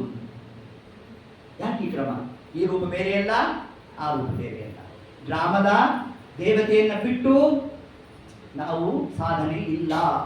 ಇದನ್ನು ಶ್ರೀನಿವಾಸ ರೂಪದಿಂದ ಪರಮಾತ್ಮ ತಾನು ತಿಳಿಸ್ತಾನೆ. ಇವತ್ತಿಗೂ ಕೂಡ ನೋಡಿ, ವೈಶಾಖ ಮಾಸ ಚೈತ್ರ ಮಾಸ ಬಂತು ಅಂತಂದ್ರೆ ಅನೇಕ ಗ್ರಾಮಗಳಲ್ಲಿ ಊರ ಹಬ್ಬ ಅಂತ ಮಾಡ್ತಾರೆ. ಅಲ್ಲಿರ್ತಕ್ಕಂಥ ಗ್ರಾಮ ದೇವತೆ ಅದು ಯಾರು ಆಗಿರ್ಲಿ, ಕಾಲಮ್ಮ ಯಾರು ಆಗಿರ್ಲಿ, ಅಲ್ಲಿ ಯಾರ ಅನುಸಂಧಾನ ನಾವೇ ಮಾಡಬೇಕು. ದುರ್ಗಾ ರಮಣನಾದ ನರಸಿಂಹದೇವರ ಚಿಂತನೆ ಮಾಡಬೇಕು. ಒಂದಾಗ ಗ್ರಾಮ ದೇವತೆಗಳು ಅಂದ್ರೆ ದುರ್ಗಾದೇವಿ, ನರಸಿಂಹದೇವರು ಮತ್ತು ಹನುಮಪ್ಪ, ಗಣಪತಿ. ಇಷ್ಟು ಕ್ರಮದಲ್ಲಿ ಗ್ರಾಮ ದೇವತೆಯನ್ನು ಬಿಟ್ಟು ಸಾಧನೆ ಇಲ್ಲ ಅನ್ನೋದನ್ನು ಶ್ರೀನಿವಾಸ ತಾನು ತಿಳಿಸಿದ್ದಾನಂತೆ. ಇಷ್ಟು ಈ ಕ್ರಮದಿಂದಾಗಿ ಹಾಗಾದರೆ ನಮಗೆ ಆ ಸ್ವಂತ ಜಾಗ ಬೇಕು ಅಂತಂದ್ರೆ ಸಾಧನೆಗಾಗಿ ಯಾರನ್ನ ನಾವು ಹೊಂದಬೇಕು? ವರಾಹದೇವರನ್ನ. ಸ್ಥಳಂ ದೇಹಿ ಅವನಿಕಾಂತ ಅಂತ ಇಷ್ಟಂಶವನ್ನು ತಿಳಿಸಿದ್ದಾರೆ. ಮುಂದೆ ಶ್ರೀನಿವಾಸನ ಸೇವೆಗಾಗಿ ಬಕುಳಾ ಮಾತೆ ತಾನು ಬರೋಣ.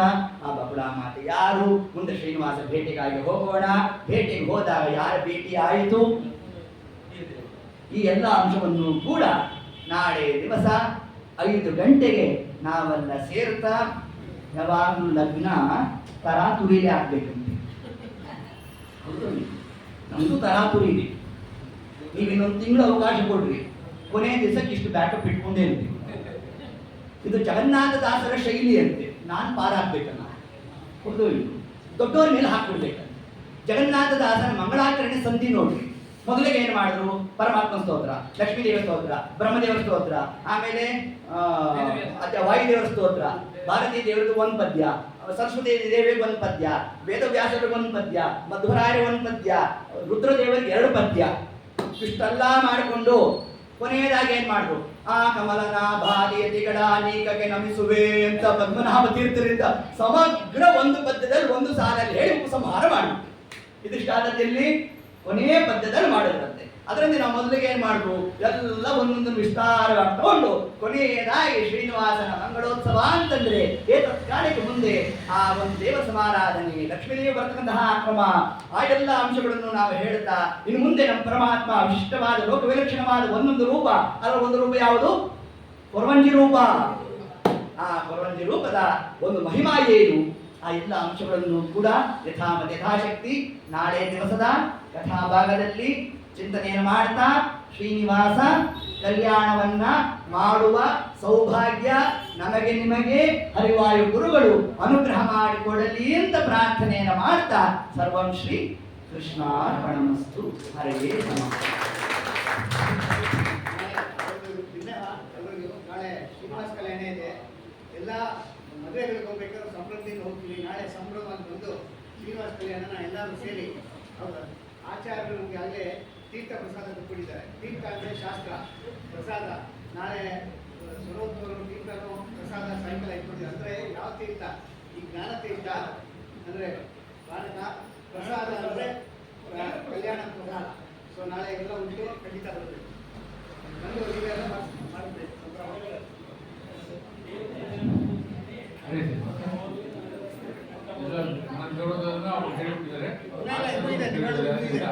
ನೀವು ಹೇಳೋದು ಇನ್ನೂ ಇದೆ.